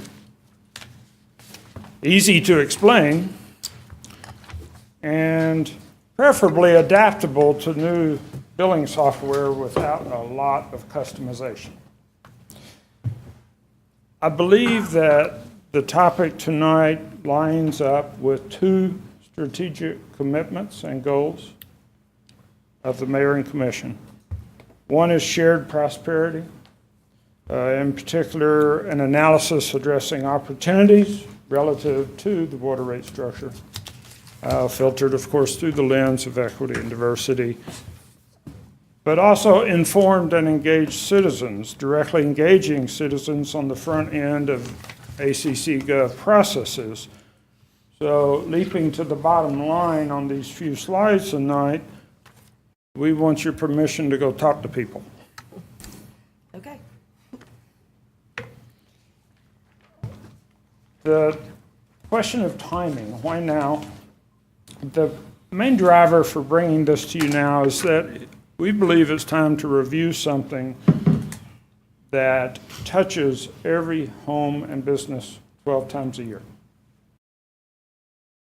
Now, I probably need to differentiate for you rates and rate structure, if I may. Rates are the price per 1,000 gallons. The 6 years of future rates were adopted with the financial element of the 2015 service delivery plan. The structure of the rates is a Mayor and Commission action independent of the rates. And the rate structure has not changed since 2008. At the end, or right after a really high peak year of 2007. The next, forecasting, the next service delivery plan update will be 2020, which will, of course, come before the Mayor and Commission.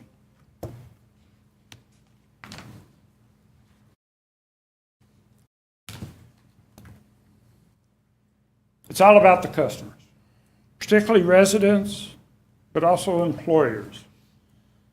For example, applying tiered rates to industrial and other non-residential accounts is not typical of most utilities and could in some quarters be construed to be contrary to job growth.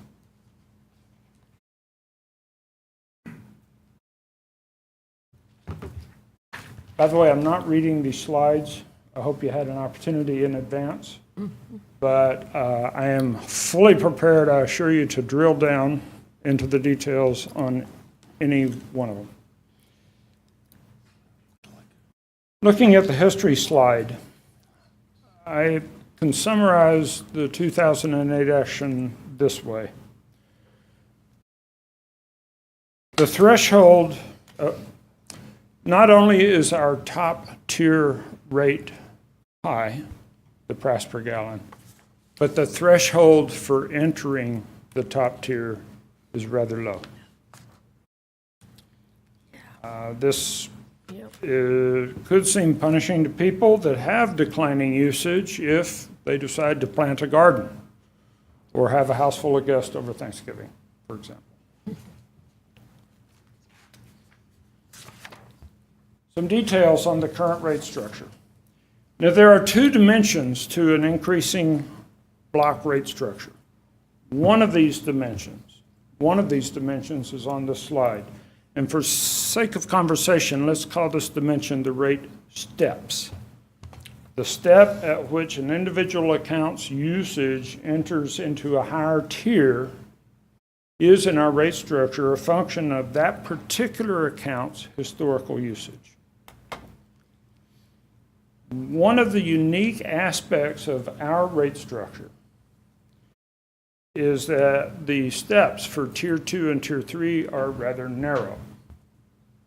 For example, if an account's winter average is 3,000 gallons per month, that account holder enters into Tier 4 at 3,750 gallons next month.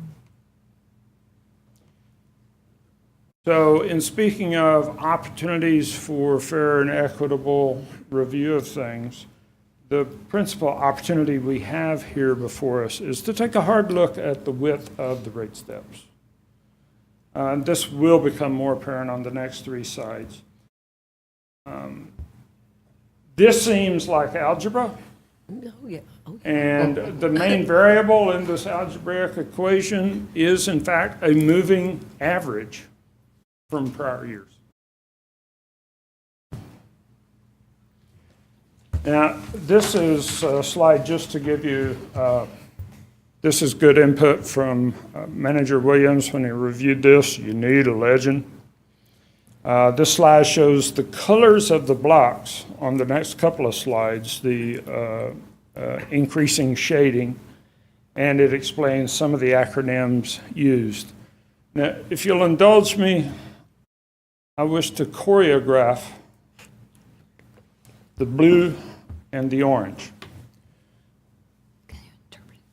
Most of our neighbors, most of Georgia's rate structures that have blocks would be block 1, block 2, block 3, block 4. Ours are a bit more like Tier 1, Tier 2, Tier 3, and Tier 4. I get it. I got it. Okay. Could you show us that again? Can you add a little twirl in it? And here it is. Okay, this is a busy slide. And focus on the colors first. The details in small font are, in fact, the dollars per 1,000 gallons of consumption as you move up in consumption. But the progression of shading down the columns shows where the thresholds are between the rate blocks. This illustrates the second dimension of a rate structure, which is the unit price per incremental use. We occupy the four right-hand columns in this table. Now, at any point, 3,000 gallons, 6,000 gallons, 10,000 gallons, it helps illustrate this second dimension of the rate structure by reading across a row. The 10 water purveyors, shown in blue, have standard one-size-fits-all rate blocks, regardless of the historical usage or the number of occupants in single-family households. The two water purveyors in orange have flexible rate structures, individualized rate structures, whereby the threshold for entering the higher tiers is a function of winter average use. In other words, the thresholds in the orange utilities floats according to past usage. Blocks versus individualized tiers is definitely something we also want to engage the public on. To recite the main takeaway tonight, not only is our top tier higher than many, but the threshold for entering the top tier is very low. Moving from single family to commercial and industrial. When you get above 10,000 gallons a month, most utilities essentially have a uniform rate for industrial customers. Ours, again, is unique. because we also apply the floating tiered structure to industrial accounts based upon their historical annual average use.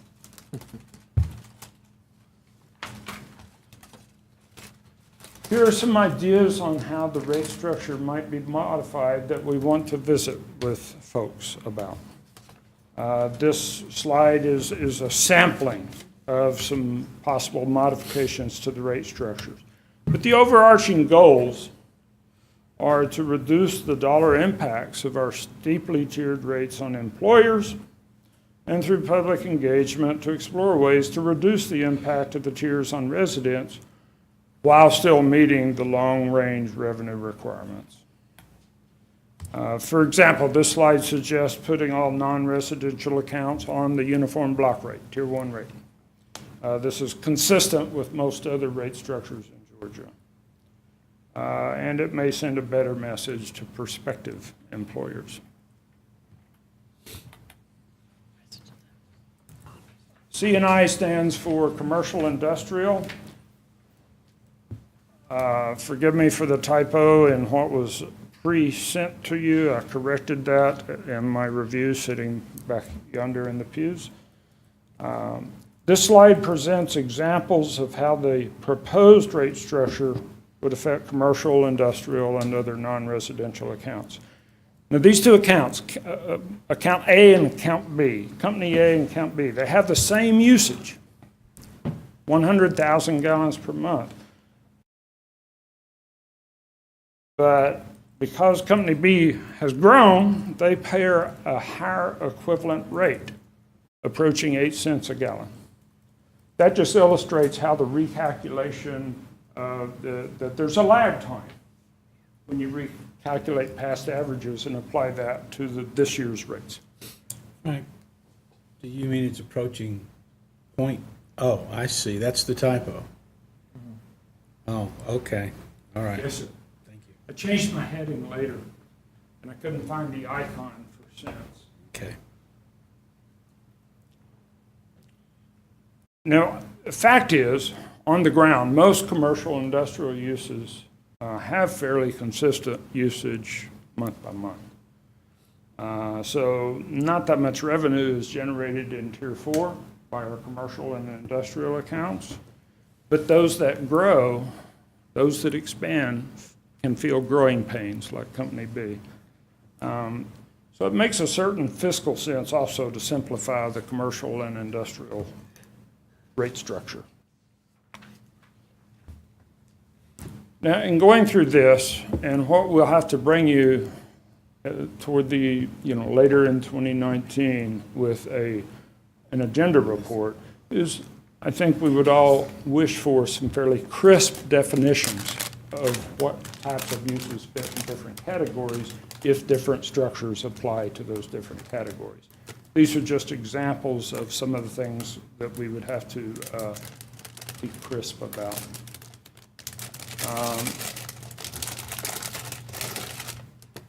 Revenue impact. Oh, my God. Sorry, we're getting punchy over here. It's dinner time. Crisp. It was not me, it was Patrick. Now it's about to be me.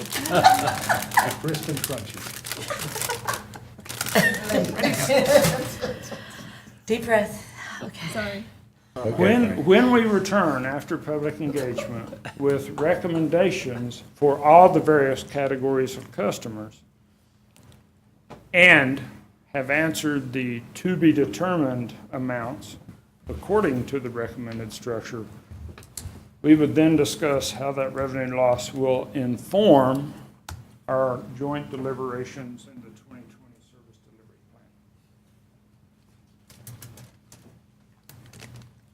plan. Next steps, we would like to have over the course of the next several months, at least 4 public meetings, plus some focus group meetings on the rate structure. We would also request our ability to post some survey questions on the web so that we can expand the engagement beyond those who can make it to a public meeting. We will then bring the results of all that public input along with staff's recommendations back to the mayor and commission, estimated third quarter calendar year 19. We anticipate that then we may have a new rate structure by December 2019. Or we will decide to keep the one we have. And then be ready, if need be, we might be ready at that point to also change our billing software. So between September and December, once we come back to you with results of public engagement, we would be positioned to make changes for about the 4,000 non-residential accounts. But I would request that in this interval, that we not make any adjustments, winter average, annual average, winter average on residential accounts, because it might adversely affect about 7,000 family accounts. And if the rate structure changes, that may be for naught. If we adopt a change in the residential structure, and that entails some reprogramming, then there be maybe many months in implementation on a change in the residential structure.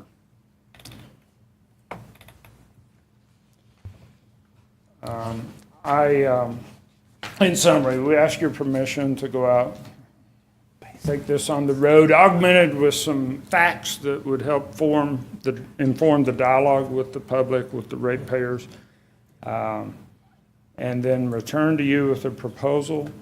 And as I said before, I'm happy to go into details on any one of these slides, and I also have 20 backup slides for Q&A. To threaten us with. I think Allison's going to kick us off. Yeah, I'm at a point where you can take this on the road and get the input. I like the way you've presented it. I do have a question, though, on when somebody starts they become a new water customer, and how is their tier 1 established? The minimum in the 2008 rate resolution you have before you essentially says that the minimum for any household is 100 gallons per day. And inside the machinery of rate making, we prefer to call it gallons per day instead of gallons per month, because sometimes the billing period might vary. It might be 30, it might be 31, it might be 29. So there's a minimum of 100 gallons per day winter average assigned to anyone. Right now, if a new account starts, there is a provision with an affidavit to say that there are more than 2 people in the household, and those are enumerated. And the calculation, according to the rate resolution, is for 3, it's 150 gallons per day. For 4, it's 200 gallons per day. So it's 50 gallons per day per capita in a new account. But the 2008 structure, I think, anticipated that there would be routine revisiting of that based upon actual history. Fact is, there's a large number of account turnovers when leases in July and August. So many of our accounts restart the clock in late summer, and most of them restart at 3,000 gallons. Okay. And so when I go to, it's been a while since I've started service, so they would ask me how many people are in the house. That dialogue's happening so they know how to start the tier? Yes, ma'am. In fact, you would sign an affidavit to that Okay, fact. at that point. And then family life changes, you double your household with a set of twins, you go down to the water office and put in a new affidavit so that your tier changes? Is that has all part of? been possible in the past, yes, ma'am. Okay. But the rate structure resolution, that might actually be a little bit contrary to the rate structure resolution because it said historical average. So that's an accommodation that we have made. Okay, and so that kind of discussion or improvements can be addressed with this new process? Yes, ma'am. Okay, perfect, thanks. So, Jerry had a oh, go ahead. You good, and then I think Tim was. So I see we have the slide that has the estimated revenue impacts if we were to make this change. I'm curious if there's, and I understand it'd be difficult to calculate, but if there's been any estimates on increase of water usage if we were to go this direction, just because of moving some of the incentives out of keeping your usage down. That's a very germane question, being that water conservation is criteria number one. Mr. Zieberts is still here. He is referenced in the 2008 rate resolution. He is a renowned water economist and has authored or edited numerous water and sewer rate manuals. Whew. He says, as embodied in that rate resolution, that the price elasticity of water is around minus 0.2. There are numerous studies that suggest minus 0.1 to minus 0.2.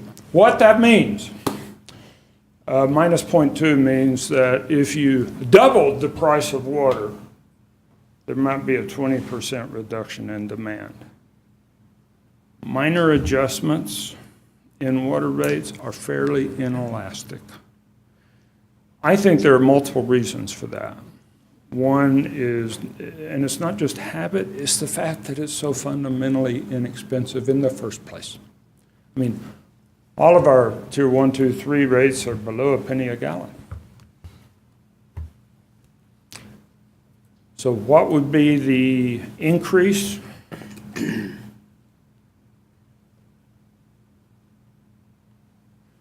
This is history, 2000 through 2018. And in the water business, we have to mind both our average, but in particular, the peak. A saying I learned in Colorado is that you cannot fly the average height of the mountains. And you have to size your infrastructure to meet the peak demand. So it is good business sense by conservation, by demand management, to modulate peak demand. It's good for the ratepayers as a whole. The other business aspect of having a higher price for peak demand is that that's a public investment in capital capacity that is spread over much lower volume than is the base demand. So it's sensible as a good business practice to charge more to get that appropriate return on investment. That also very much conforms to equitability and fairness, that the peaking customers pay a higher unit price. What will be the increase? Will the blue line slope up? Will the yellow line, the spread between the yellow line and the blue line increase? Not as much as we might think, I believe, for a variety of reasons. One is we have an inculcated culture of conservation. Second is we have a lot more plumbing efficient fixtures now than we did 10 years ago. The other is you have a pretty amazing water conservation office that has a tremendous conservation campaign. For microphone purposes, could you stay behind there? I like Frank's movement. I know. It keeps it lively. The citizens are missing. I know, Yeah. yep, you're right. We'll get a mobile mic for him for the next meeting. Jury was just a second. To be petty, but are you Copy the colorblind? headset. Are you colorblind? No, sir. That's a red light. Did I miss, did I Yeah, mix okay. them? I just was sure I wasn't missing something here. The red is peak, the blue is average. Okay, all right. Melissa had a The question. red is pink, and I was like, Forget yellow, yeah. Melissa, did you still have a question? I think Allison's question covered it. I think so. Andy? I don't so much have a question, but I know this has been a big issue out in my district over the last few years. And I mean, I do think we need to fix the tiers. I do think that tier 2 and tier 3 are too narrow. Yes, sir.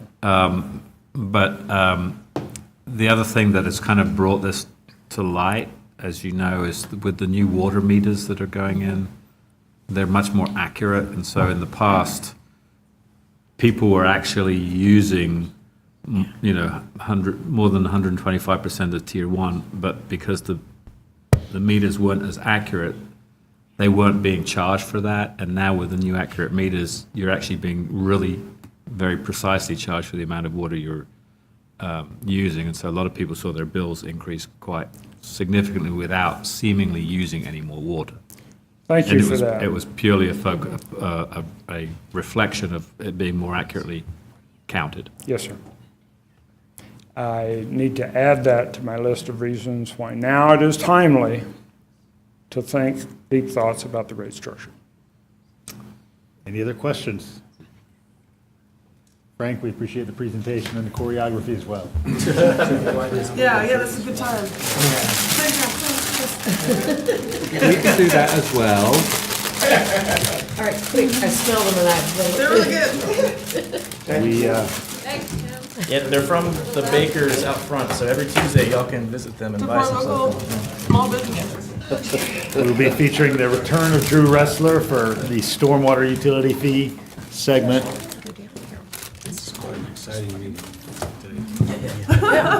Should have bought a third bag. Just for you and Wayne, y'all could have picked that up. I'm pondering going there. What can we say? This is the fun side. Don't forget, yeah. You left them a bag? It's not chocolate, but I think she's gonna go for it. I ain't a level. I'm fine. Good. I'm gonna go down there. Let's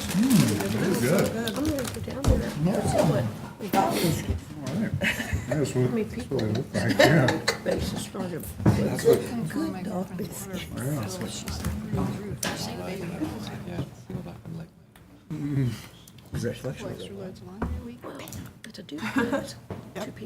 All right, we'll jump right in. We also will be thinking deep thoughts about rate structures. Unfortunately, we do not have any choreography in our presentation, but we'll see where it goes. Could have made it up on the spot. We wouldn't have known. A little improv. We'll see where the presentation goes.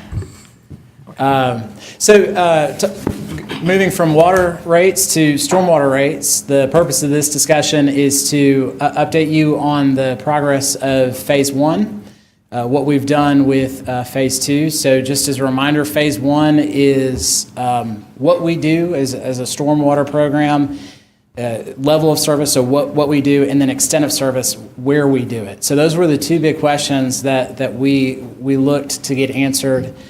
And that really set our revenue target. Once we had a revenue target, then we could begin discussions with the public on what is the best way to meet that revenue target. And that's what Phase 2 is all about. It's about fees and credits. So a lot of discussion about that. We'll go over the public engagement. We had some really good public engagement. We had 6 different meetings throughout the community, from the Baxter Street Library to schools across the community. Had a lot of folks attend. We had about 130 total in attendance. Between all of those meetings, we were able to touch every single one of our ratepayers from a stormwater perspective, and every one of the water ratepayers through a bill insert. So a lot of information went out about that process. Tonight we'll also discuss the general fee structure recommendations, credits, and then where we go from here. So this is an abbreviated history. If you'd like the long version of the history, we'd be glad to give it to you. But this hits the highlights of the stormwater program from 2003 to today. And I'll just hit again some of those highlights.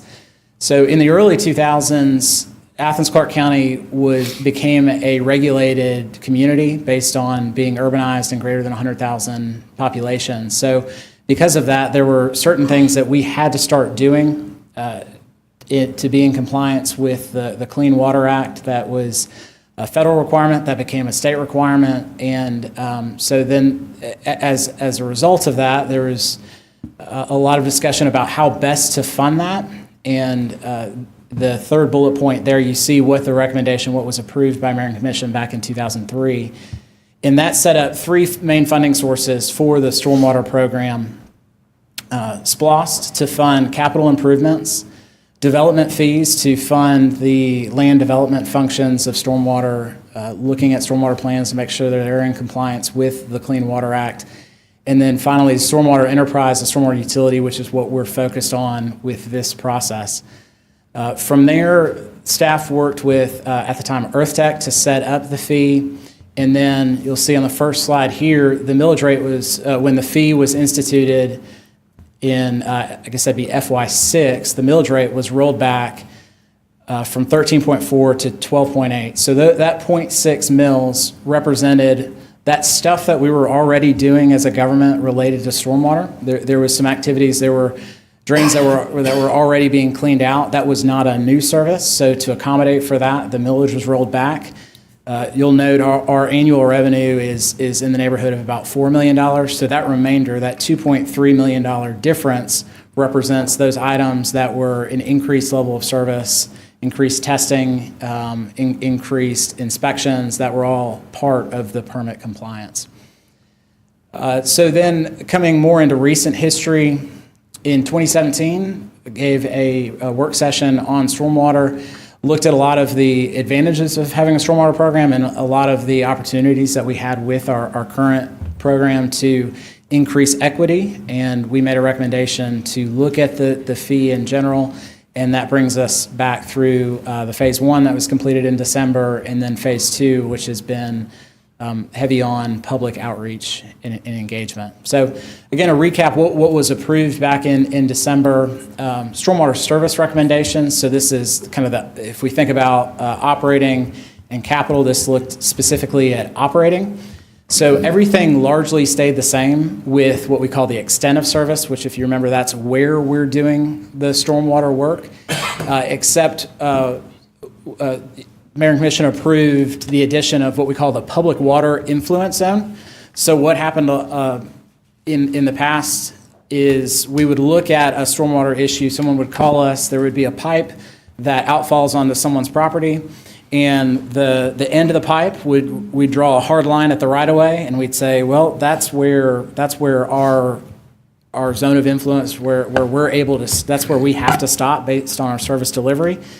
And so what this does is it says, okay, based on the size of that pipe, there's a distance beyond that pipe that we're responsible for. It's our water, and it doesn't just magically change once it crosses that line. So this change allows us to go in and partner with, get a right of entry from the property owner. It's still their property.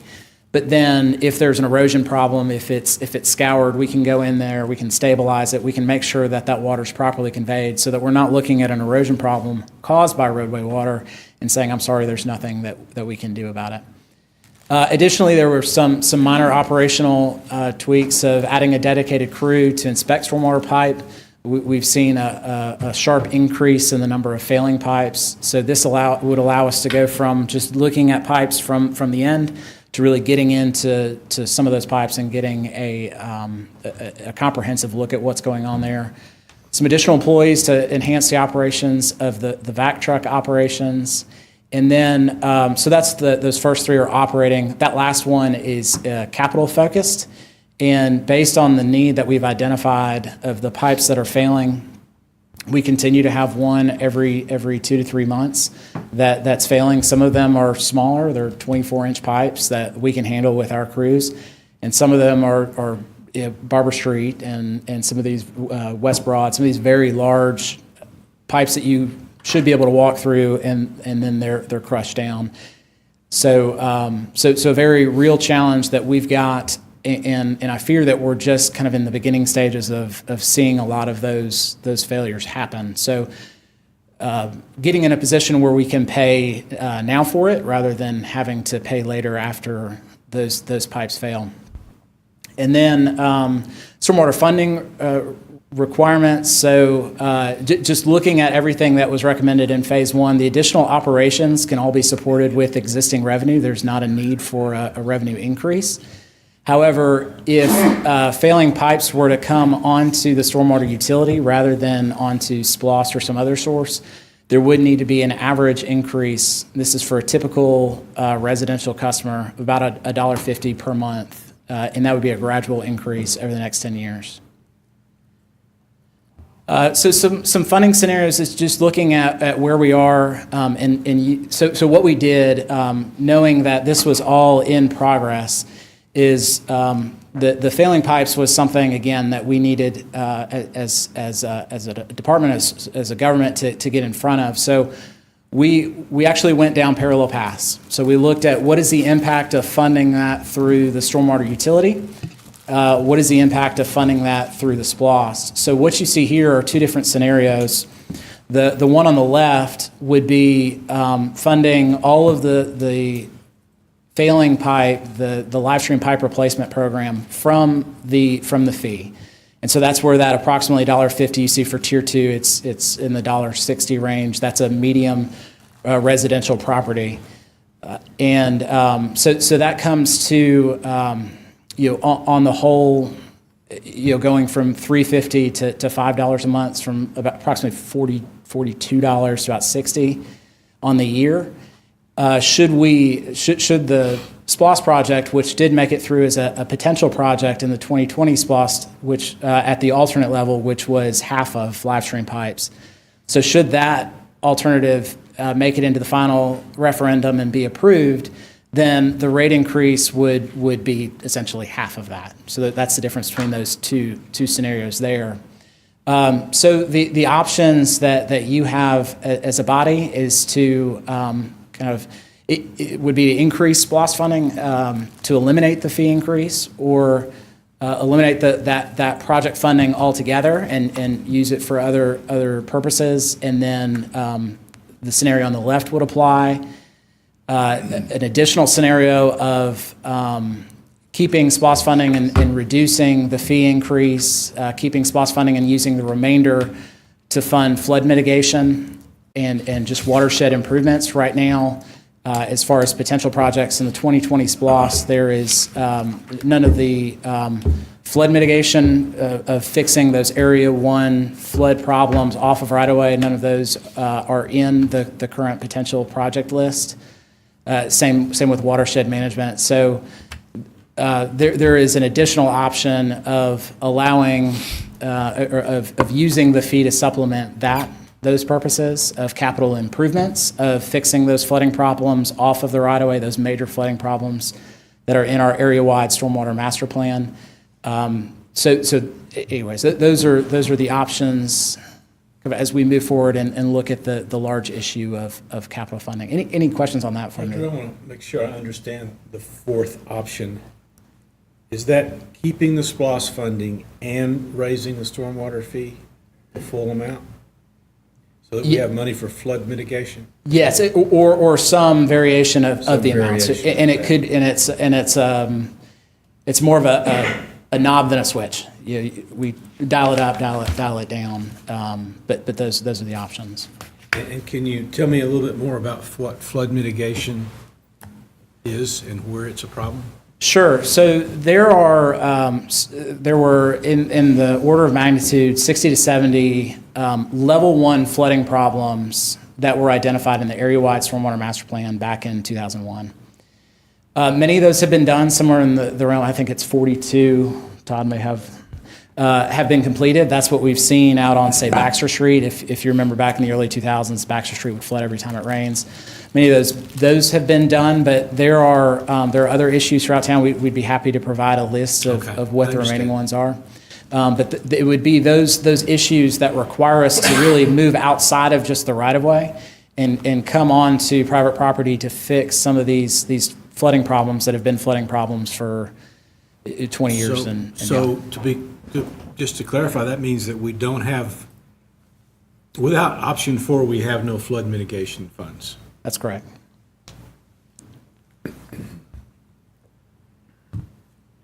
And then just a phase 2 overview before I turn it over to our guest here, the renowned Bill Zeberts. So far, we'll talk about public engagement, fee structure, and then stormwater credits is something that we want to talk about. There are the acceptance, the number of people that are getting credits is low. We want to see that increased, partially because we think it's good practices. There are people who are doing things already to improve stormwater conveyance, the quality and quantity of stormwater that comes off their property. But also, it's with the understanding that we as a government can only do so much to meet the needs of, is it 100 miles of listed streams? So to meet the needs of stormwater in the community, there's only so much we as a government can do. And so increasing our usage of credits really is along the lines of, we can do more together than just the government alone. So, and then I share these pictures with you just to brag on our construction crews. You'll see the top right is what Barbara looked like when the street was closed. Shortly after, top left, it collapsed, and we went from a divot in the road of just a couple inches to about 18 inches. And the pipe fully collapsed. And we actually had, at about that stage, we had an issue with a raw water line, pulling water out for the water treatment plant, that Public Utilities did a great job of getting in there quickly and fixing that. But then, and then we fast forward today, Barber Street is open, and it's a beautiful culvert. So with that, I will turn it over to Bill, I believe. Oh, I'm sorry, award-winning. Courtney Wright with EPG. Well, I'm no Bill Zieberts, but I will do my best. We, as Drew mentioned, this phase had a lot of public engagement. And we had 6 open house public meetings, that all of which were pretty well attended. And I was at most of these, and they were very interactive. They involved having different stations where citizens could come and interact with Athens-Clarke County staff, as well as the consulting team, and ask us questions about various aspects of this, including the rate structure, including credits that I'll talk to you about in a second, including drainage issues that they might want to discuss with staff and notify folks about. And so as you saw there, we had 6 different open houses, and with a total of about 130 attendees. In addition to the open houses, which were the primary focus, there was also a bill stuffer, a postcard mailer to notify folks of the open houses, and then an online comment form. Yes, ma'am? Why was there 2 open houses at Winterville? Yes, there was a typo in the postcard that went out telling the citizens about the first date of the Winterville meeting, so it was corrected online, but then for fear that folks might come to the incorrect date, we didn't want folks to show up and have no one be there, so we just essentially attended both meetings. So these are the results of the public feedback, or a summary of those. The fee structure questions, and Bill, when he comes up here to talk to you, will discuss a little bit more the actual rate structure recommendations that were discussed and that people were commenting on, but these were gathered through the online feedback. And then what credits are of interest to you is a summary of all of the feedback we got, both from the open houses as well as from the online. And I'm going to talk to you a little bit after Bill specifically about those credits. So with that, I'll let Bill discuss the fee structure. I'm Bill Zieberts. The good news is there are just a couple of financial slides. Or maybe the better news is there's no interpretive dance for this, because I'm not going to pit my grace or agility against that of Frank Stevens. So this image is apropos. This is not to suggest that stormwater fees are a threat or a roadblock or anything that's going to put you in the ditch. This is to suggest that there's something really important about this kind of infrastructure that we don't often talk about. We talk about the environmental benefits of stormwater a lot because they're so big, it's such a big deal. And then if we talk about physical things, we tend to talk about property damage, the risks of flooding to homes and businesses. But this is real too. It really is a matter of public safety, and that affects everybody in the community. So it's just it's a quick visual, but it's kind of meaningful. To talk about the structure is you've got three parts. We have three parts: water quantity, the volume of water; water quality, investment that relates to keeping streams as clean as they appropriately ought to be; and then sort of the base charges, the charges of maintaining the system in the sense of how do we run this thing, how do we monitor it, how do we do all the stuff that we need to do in a way that isn't directly tied to quantity or quality.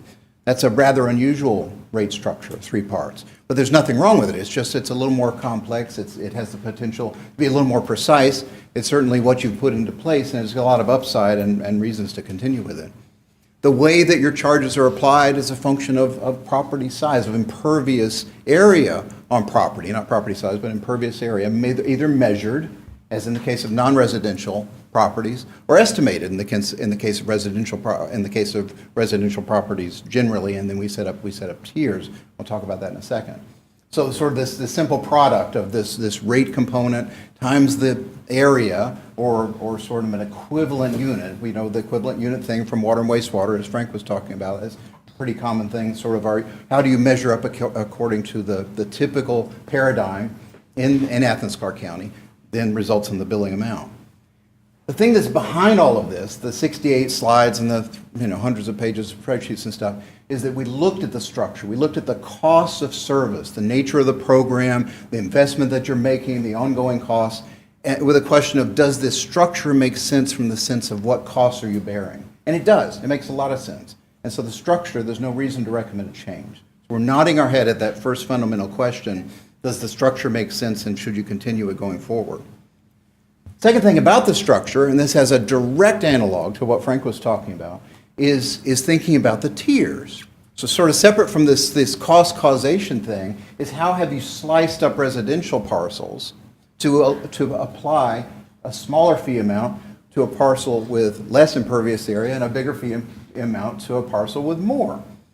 So you can see, kind of look at the pretty colors, the blue, the green, and the purple. You can get a sense here now of a parcel count by impervious area on the x-axis, and on the y-axis, how many parcels have that much impervious area. And these are just residential parcels. And you can see it's a nice curve with a long tail off to the right, and you can see that we've colorized it to suggest points at which you might, if you're trying to identify low, medium, and high, you might pick those points to distinguish between the different types of property. And then you'll say, well, why in heaven's name have you got these big, tall blue bars? The blue bars are where your tiers currently break. The blue bars reflect the analysis that was done initially when the stormwater utility was set up, and it reflects the data that were available at that time. It reflects the measurement that was pre-measurement of driveways at that time. And so over time, the development nature may have changed somewhat, and the inclusion of driveways has changed. So now we've got an impervious area data set in the pretty colors that seems to have shifted to the right. It clearly has shifted to the right relative to where those tiers are. So one of the recommendations, a key recommendation, the most significant recommendation related to the fee itself, is that Athens-Clarke County continue with updating, getting updated aerials, update the entire database, so then you can change the tiers, get everybody an updated measurement based on what their property is looking like right now. So it's a process that's ongoing, and it will enhance the equity of your cost recovery if you do that. The recommendations then are simple. We've got updated aerials. That process has started. Staff is working on that. We'll update this definition, this equivalent unit thing, update the calculations. The old number was, I forget, 2,700. The new number looks like more like 3,300 square feet as a unit. We'll update all that to keep it fair and tight, to make sure that you've got a good story whenever anybody asks exactly why is it this much. And then you can see kind of in the middle there, we're saying, consider a fourth tier.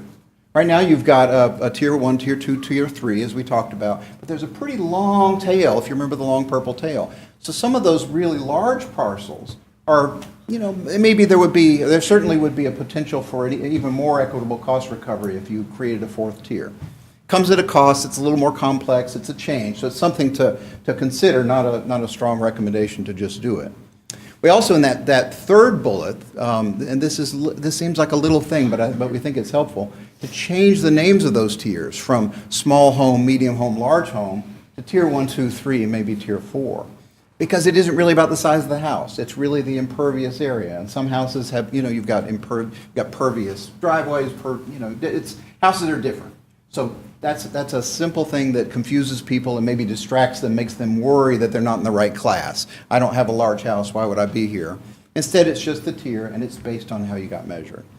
The cost components of the fee, the cost of service, again, was very consistent with what you had before. Very slight shift. We had 60% base and 30% and 15 roughly, and now the numbers are almost the same. Just a little bit of shifting, but updating it so that you're rock solid tight and tied to the nature of that budget. So the results of this are simple to implement based on updated impervious area data process that's already ongoing. And then the only other thing that's an important recommendation out of this is to continue to dialogue and examine additional opportunities on the topic of credits. And stormwater credits are so powerful for both improving equity and in helping people to grasp that they're being treated fairly and engendering support of the program. So Courtney's going to talk more about that.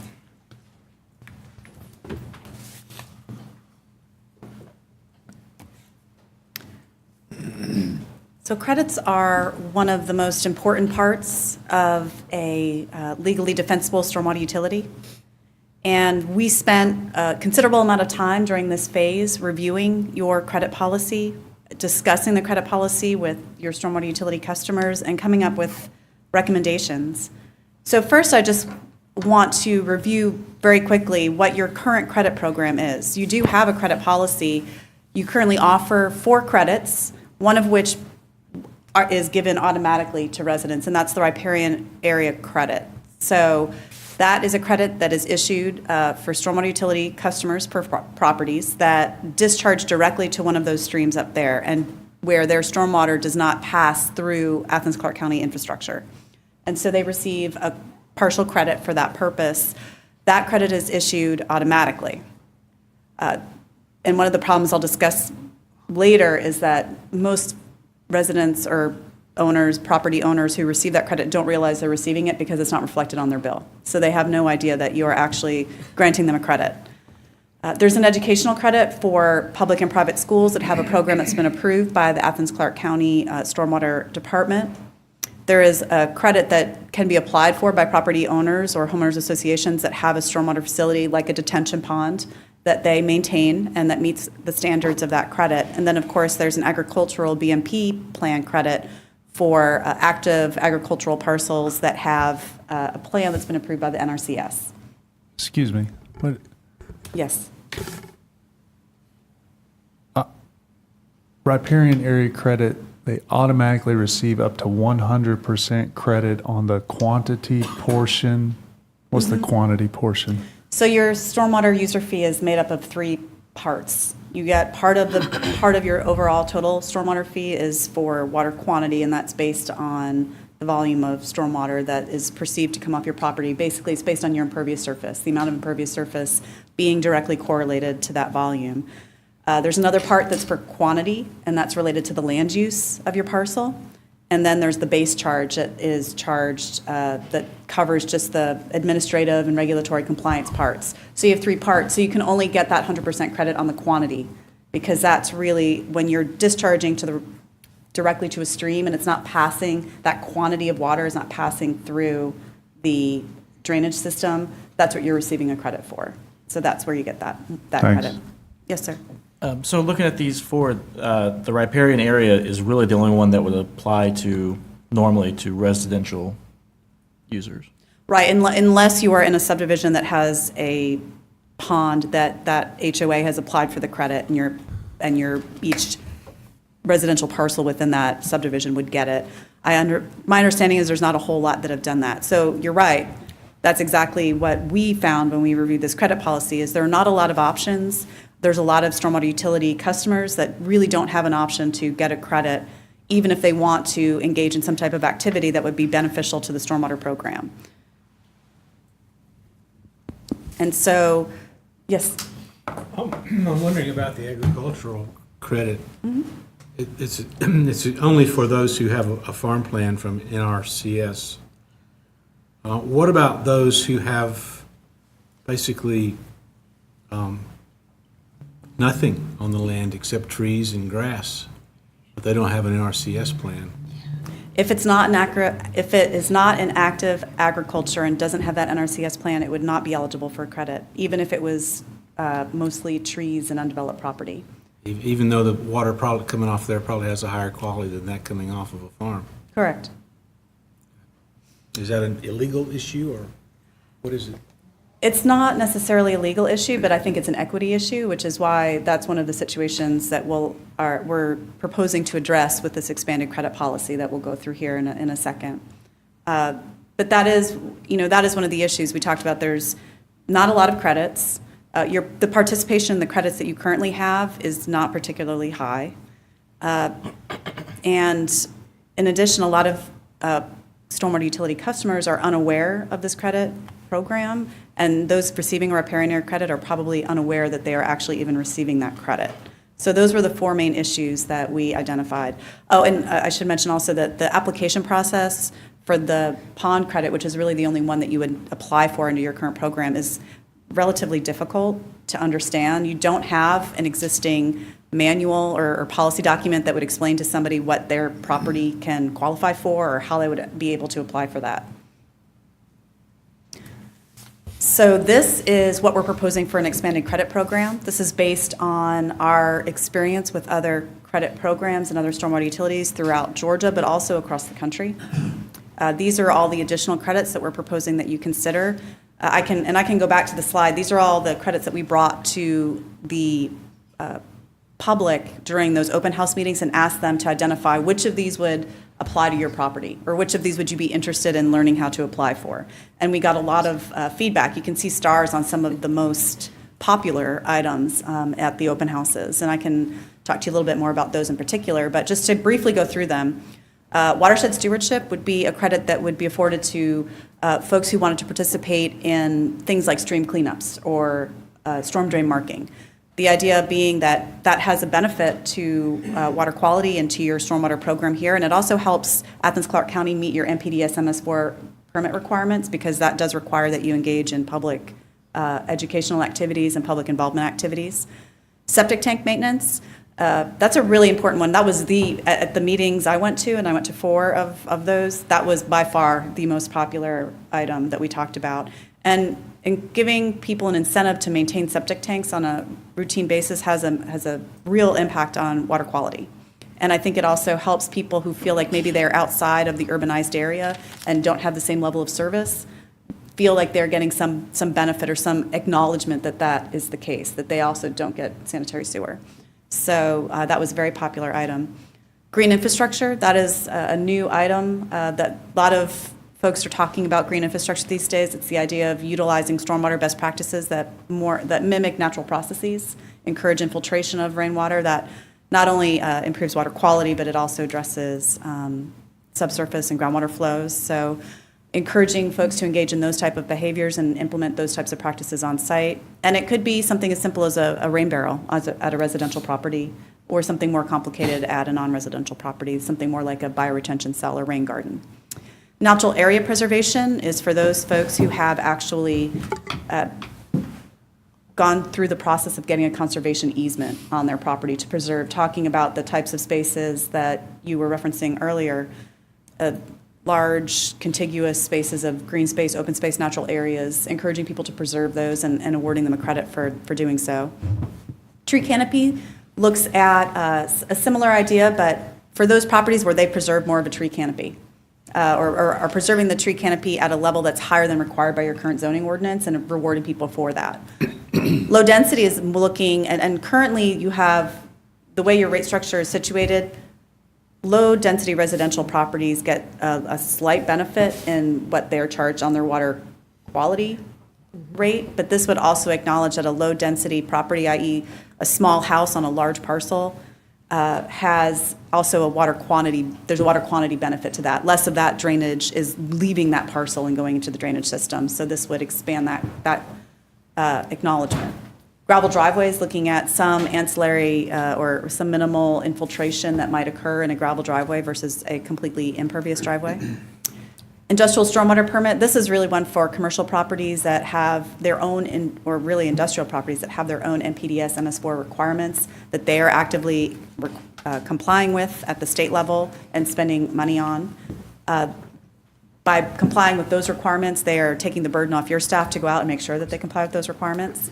And then, of course, expanding the stormwater facility detention pond credit, making it easier to understand how to apply for it, and acknowledging that there are different standards, and trying to not just reward those ponds that are up to the most current standard, but any pond where people are actually performing active maintenance and making sure that that continues to treat stormwater, providing some type of credit opportunity for that. So those are the new credits that we're proposing in addition to the ones that you already have. Yes? With these, do we have an estimate of how much revenue this would take away if we were to implement these? And were these proposed credits put in place with the estimated FY 2028 rate increases? So I'm not sure in the model what you assumed for the credit policy reduction. I think Dave probably assumed about a 10% reduction in gross fee revenue to net fee revenue, because that's what I've seen him do in other modeling exercises. And that's typically, in our experience, we haven't done it specifically for years because we haven't done an assessment for how many different properties could qualify for each of these. But typically what I've seen in utilities is anywhere, when you have an expanded credit policy similar to this, I've seen a loss, especially in an area where you have one large customer that might qualify for some of these credits, somewhere in a 10 to 15% loss in gross revenue from an expanded credit policy. Okay. And on the other side of that then, if we were to go to this Tier 4, do we have an estimated increase in revenue if we went to that Tier 4? We have not tried to model that. But I think you're kind of correlating the two the way we would do. And the other thing that you could also add to that is the change in the measure, adding the driveways. So there's several moving parts, and I think it's fair to say that this is not a financially disruptive menu of credits. Okay, thank you. Andy? I was just going to say, I mean, I like the idea of expanding the credits. I think for me, of all of the ones that are listed there, possibly the most important one would be the septic tank maintenance one, because that helps us kill two birds with one stone, because we've got some major issues with failing septic tanks. And I know that says that it's for septic tanks that have been regularly serviced, but I would like to see if we could maybe use this as an incentive to get people to start servicing their septic tanks more frequently. Yes, the idea would be exactly that you would, in order to qualify, you would have to demonstrate that you had complied, or that you had it serviced, and you have to provide a receipt from a septic tank pumper. Okay, so I guess maybe this is getting too far down in the weeds for right now, but it says for properties with septic tanks that have been regularly serviced. So what happens if you haven't been regularly servicing it? Could you start servicing it and get the credit, or does it always have to have been regularly serviced? No, just as soon as, once you get it serviced, you can apply for this credit, even if historically you hadn't been. Okay, good. Yes. Melissa, have you ever considered implementing the hammer side of that, the stick, which is that if it hasn't been serviced in years, then your stormwater fee goes up? I have never worked with a community that wanted to do that. I've worked with a lot of communities that have wrestled with the issue of stormwater or septic tank maintenance, and struggled just because of how it's regulated through the state and generally not speaking by the local government. I don't know that this would be, because of the legal nuances related to stormwater utility setup, I don't know that I would recommend trying to use it as a punitive measure. I could add to it, as far as implementation of this, one thing that we looked at with some of these credits, septic tank in particularly, is we've got a lot of great GIS information on where those septic tanks are. So there's a great outreach opportunity there where we can say we know who's getting the credits, and then we can send out a note and say, hey, would you like to save money on your stormwater bill? Get your septic tank maintained, or send us a receipt of one that's been done in the last 5 years. Melissa? So I'm curious about some of our large-scale nonprofit institutions. And, this is a means of getting some buy-in from them, when they don't pay property tax. Do we negotiate special stormwater fees, or is it based on this same quality, quantity, impervious surface formula? So historically, it's been a negotiated rate in addition to some of what's in the ordinance. So there's a UGA service rate that is similar to the riparian, because when water sheds onto the university property, then they then take care of if a pipe needs to be maintained or cleaned out or replaced. And so what we've done is kept that consistent over the last few years, knowing that this process was ongoing, and that credit and how we handle the just because it's such a large landmass within the community, there's been some documentation put together, and we'll be sharing that through this process of exactly what the rate is, and then what they feel that the university has done to satisfy some of these credits and what their rate then should be. So I'd be interested in seeing like how that rate is determined and talking about renegotiating that rate, because it appears that we're about to ask for more from many of our citizens who might not be able to apply for credits. And I think we should do the same with the university and other nonprofit entities that we might negotiate with. And the methodology, and they can speak in more detail, but the methodology was essentially the same. What is the amount of impervious surface? And then what is the base quantity and quality amounts based on that impervious surface? And then what is being done to improve stormwater overall? So with all of this, our goal, as well as Stantec's, is to be equitable across the community and really look at this from the lens of what is actually the impact. And so then how can we then compensate for whatever that impact may be? Avita? Another challenge that you may have and not be aware of is, I don't know, for the J.J. Harris one, which went very well, and I was very excited that people took information back to the community that did not attend, and I think it was on the credit, I think it was the stormwater facility detention pond, I believe, and one of the participants told a friend who tried to get the application, and nobody knew what he was talking about. And I was at a funeral, and they stopped me about, my word is my bond. I told him, then I told him, but he went and got it. So there is an application, but somebody either did not know or was not directed to the proper source. So that's another challenge, or a challenge. And I'm concerned about the part where you have where the credit application process is complicated. Is there any services to help people who want to apply? Is there someone to walk them through it if it is complicated?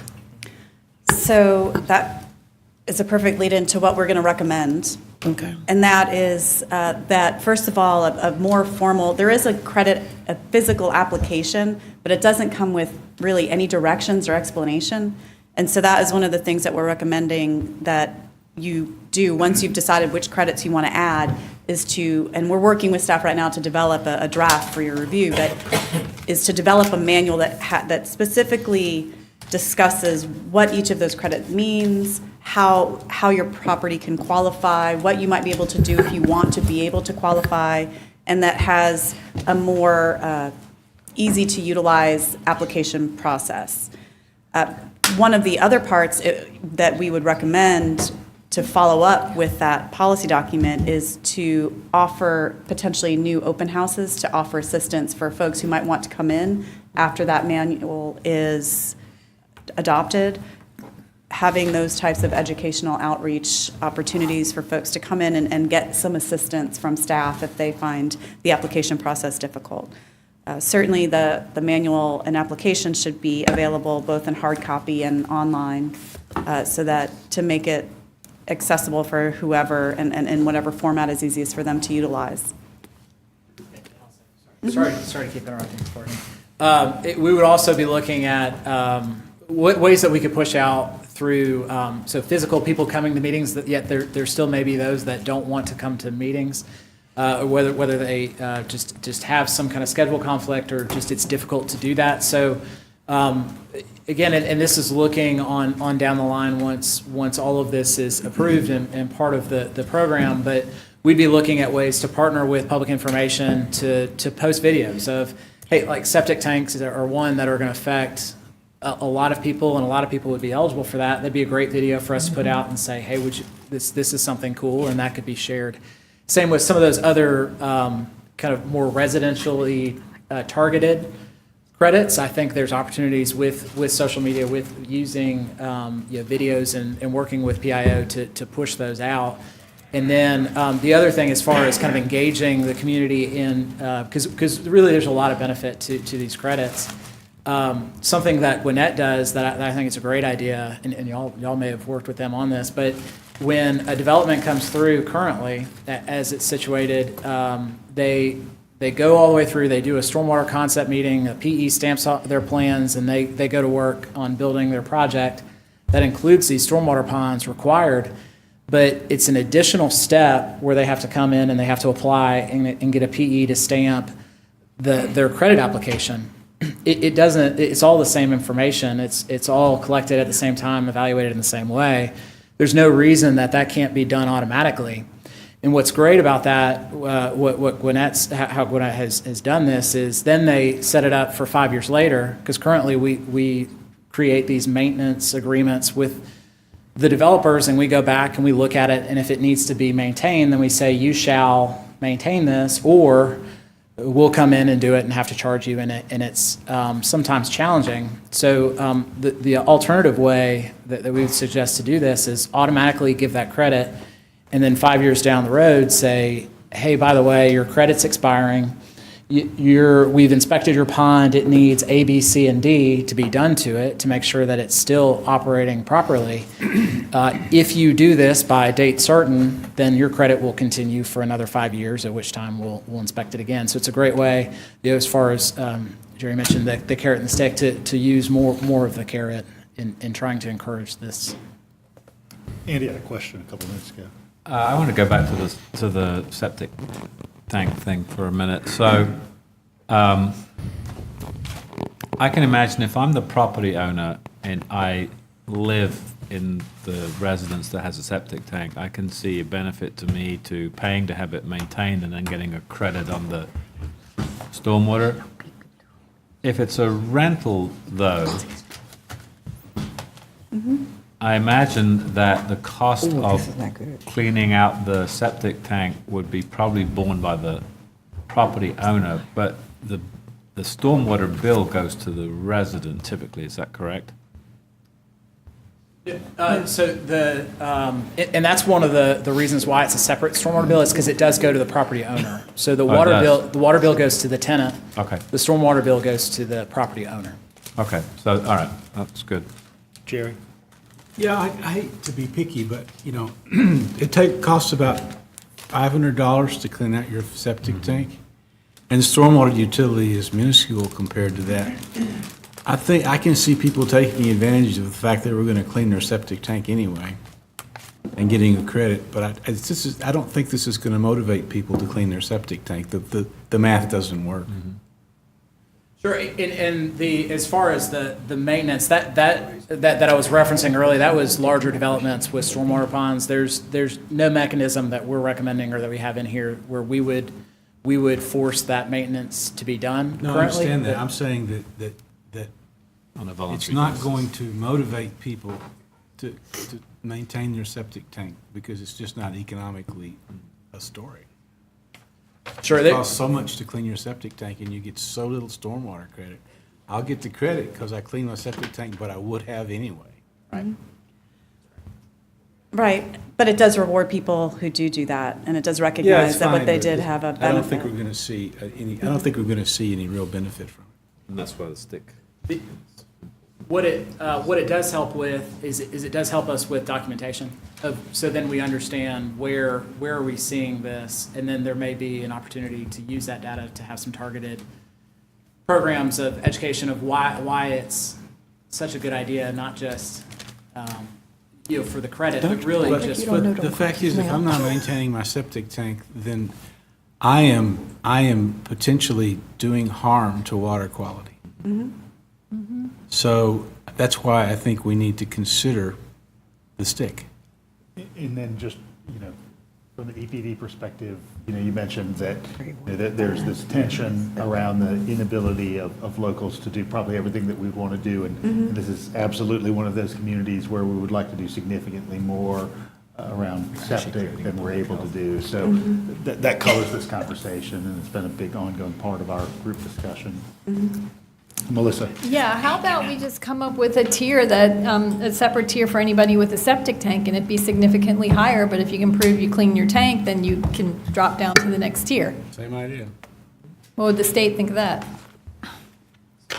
We'll do some research and see what best practices are and see how other communities have handled this with respect to stormwater. There is, aside from the state side of this, there is some potential liability. Our stormwater utility has been sued a few times. Bill stepped out, but to the Supreme Court, and so we'd want to be careful that we do it in the right way to make sure that we can stand up to any scrutiny. We'll look at best practices. And I mean, this, aside from that, there are, and you have access to UGA, but they have a lot of maintenance or, ordinances related to expanded oversight and regulation of septic tanks that are outside the stormwater utility arena that I've seen. I haven't seen a lot of communities that had the will to implement them, but it sounds like that might be a possibility here. Andy? Well, I don't want to beat a dead horse here, but too late, but I'm going to anyway. But yeah, we have gone to the Supreme Court on this twice, and we've won on both occasions. And our stormwater utility was based upon the Columbia County one, which had gone to the Supreme Court prior to that, and that's why we based it upon that. But so I would be interested in whatever research you can find or can do with regards to what we legally can do in septic tanks, because not cleaning your septic tank out, you are creating a public health hazard, and I think we should be able to regulate that in some fashion. Tim? And with the ones like the green infrastructure, those would that be based on us doing site visits, and would that be the stormwater?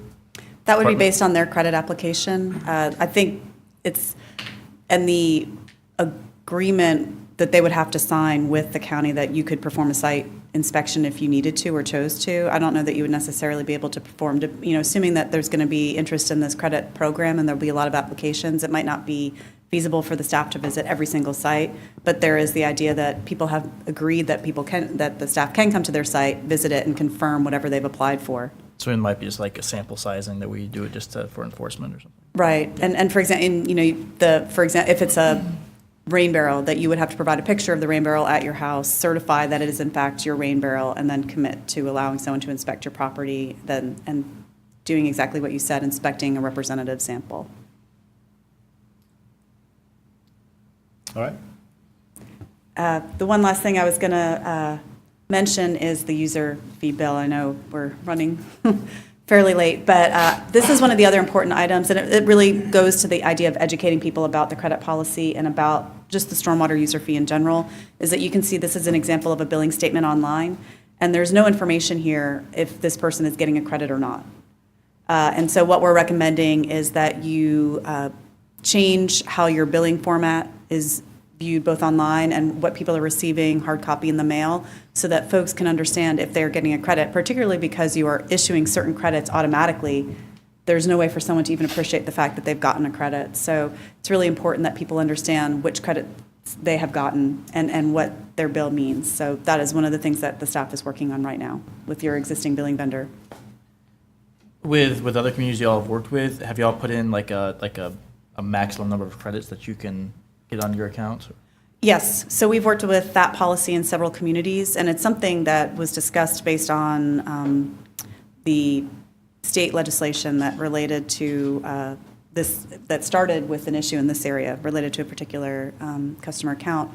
So the idea being that you need to look at your particular program and how you are allocating cost in your program, and what's the maximum amount of that program that a particular property might be able to credit itself out of.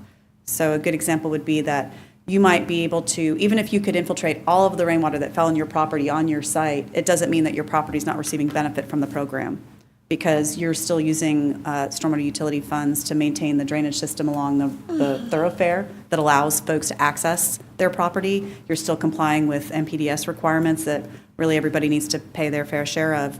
So defining within your overall program budget what percentage relates to costs that can't be credited is how you would establish what's that maximum credit percentage.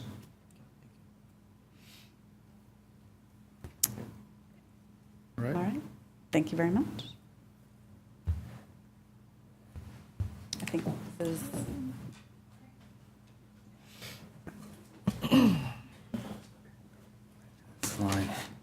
Good evening. I am Todd Stevenson.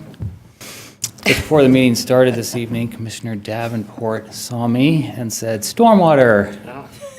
I'm happy with that identifier, especially when it's proclaimed so enthusiastically. There's only a couple other slides after this one, I promise. The dramatic photo that we saw of the car on Holcomb Drive where the culvert had collapsed. One of the things that has struck me in visiting developing countries was the state of disrepair of the infrastructure and the impact that had on people's everyday lives. Just getting from one place to another, getting water, avoiding getting flooded, all those things. We're on a path to making the investments necessary to fix the problems we have here. And happily, in the case of that Holcomb Drive driver, she was able to get out and swim to safety.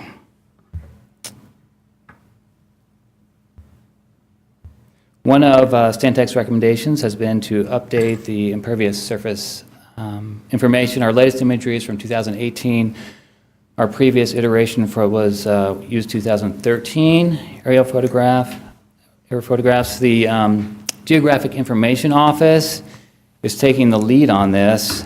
So for the first time, we're doing an impervious surface determination in-house. Before, we've always contracted this out.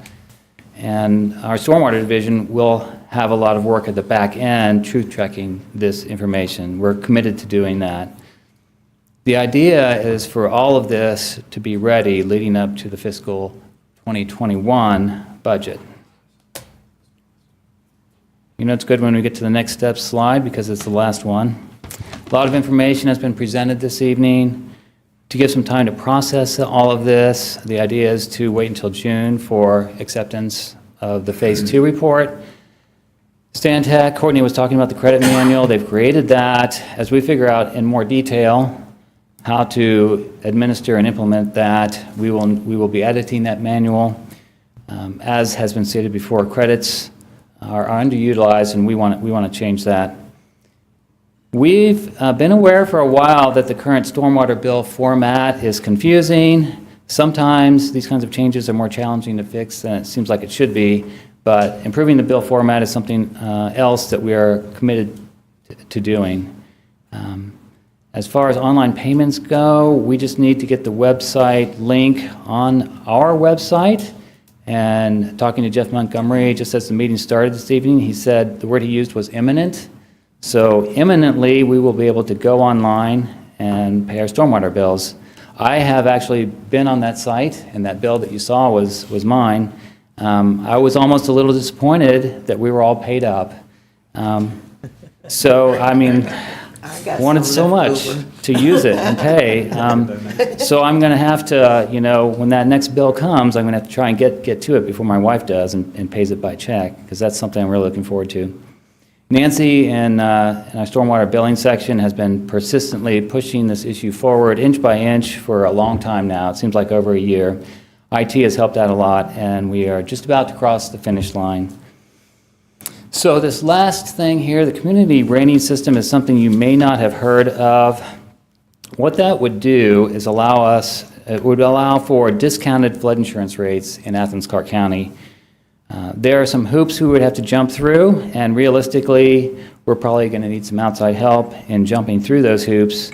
There are about 280 flood insurance policy holders here in Athens-Clarke County, and based on the checking I've done, there are about 55 jurisdictions in Georgia that have some level of discounted flood insurance premiums based on participation in the community rating system. So moving forward, that's something we want to explore as well. And with that, we are finished. No, Manager Williams just wanted to kind of add a component tying this to something else we've been talking about, SPLOST. So earlier in the slide, it was proposed, and I think the previous iteration of this mayor and commission was favorable for the live stream replacement program, funding that half out of the fees and half out of SPLOST. I bring that to your attention because you're being asked to give your opinions on the various projects out there. And if that is what you would like, that'd be good to reflect that to the Citizens Advisory Committee. Any other summative thoughts or questions? Blaine, I guess I'll just ask, because I'm pretty excited about the stuff the GIS office is doing and that we got that new system set up. I'd be curious just if you can give an update via email, like the cost savings that we're getting from doing that in-house, just to show the kind of value that we're getting from expanding that out. It's a great idea, yes, sir. I think it's 6 figures. Yeah. I mean, it's significant. Wow. So. I had a lot of comments because this is my issue, but I'm going to save them. It was all good stuff, though. So, but I'll save it. It was all good. It was all good. So, but I'm tired now. Todd and Drew will hang out all night with you. I think the kids are already in bed, so. All right, everyone, thank you so much.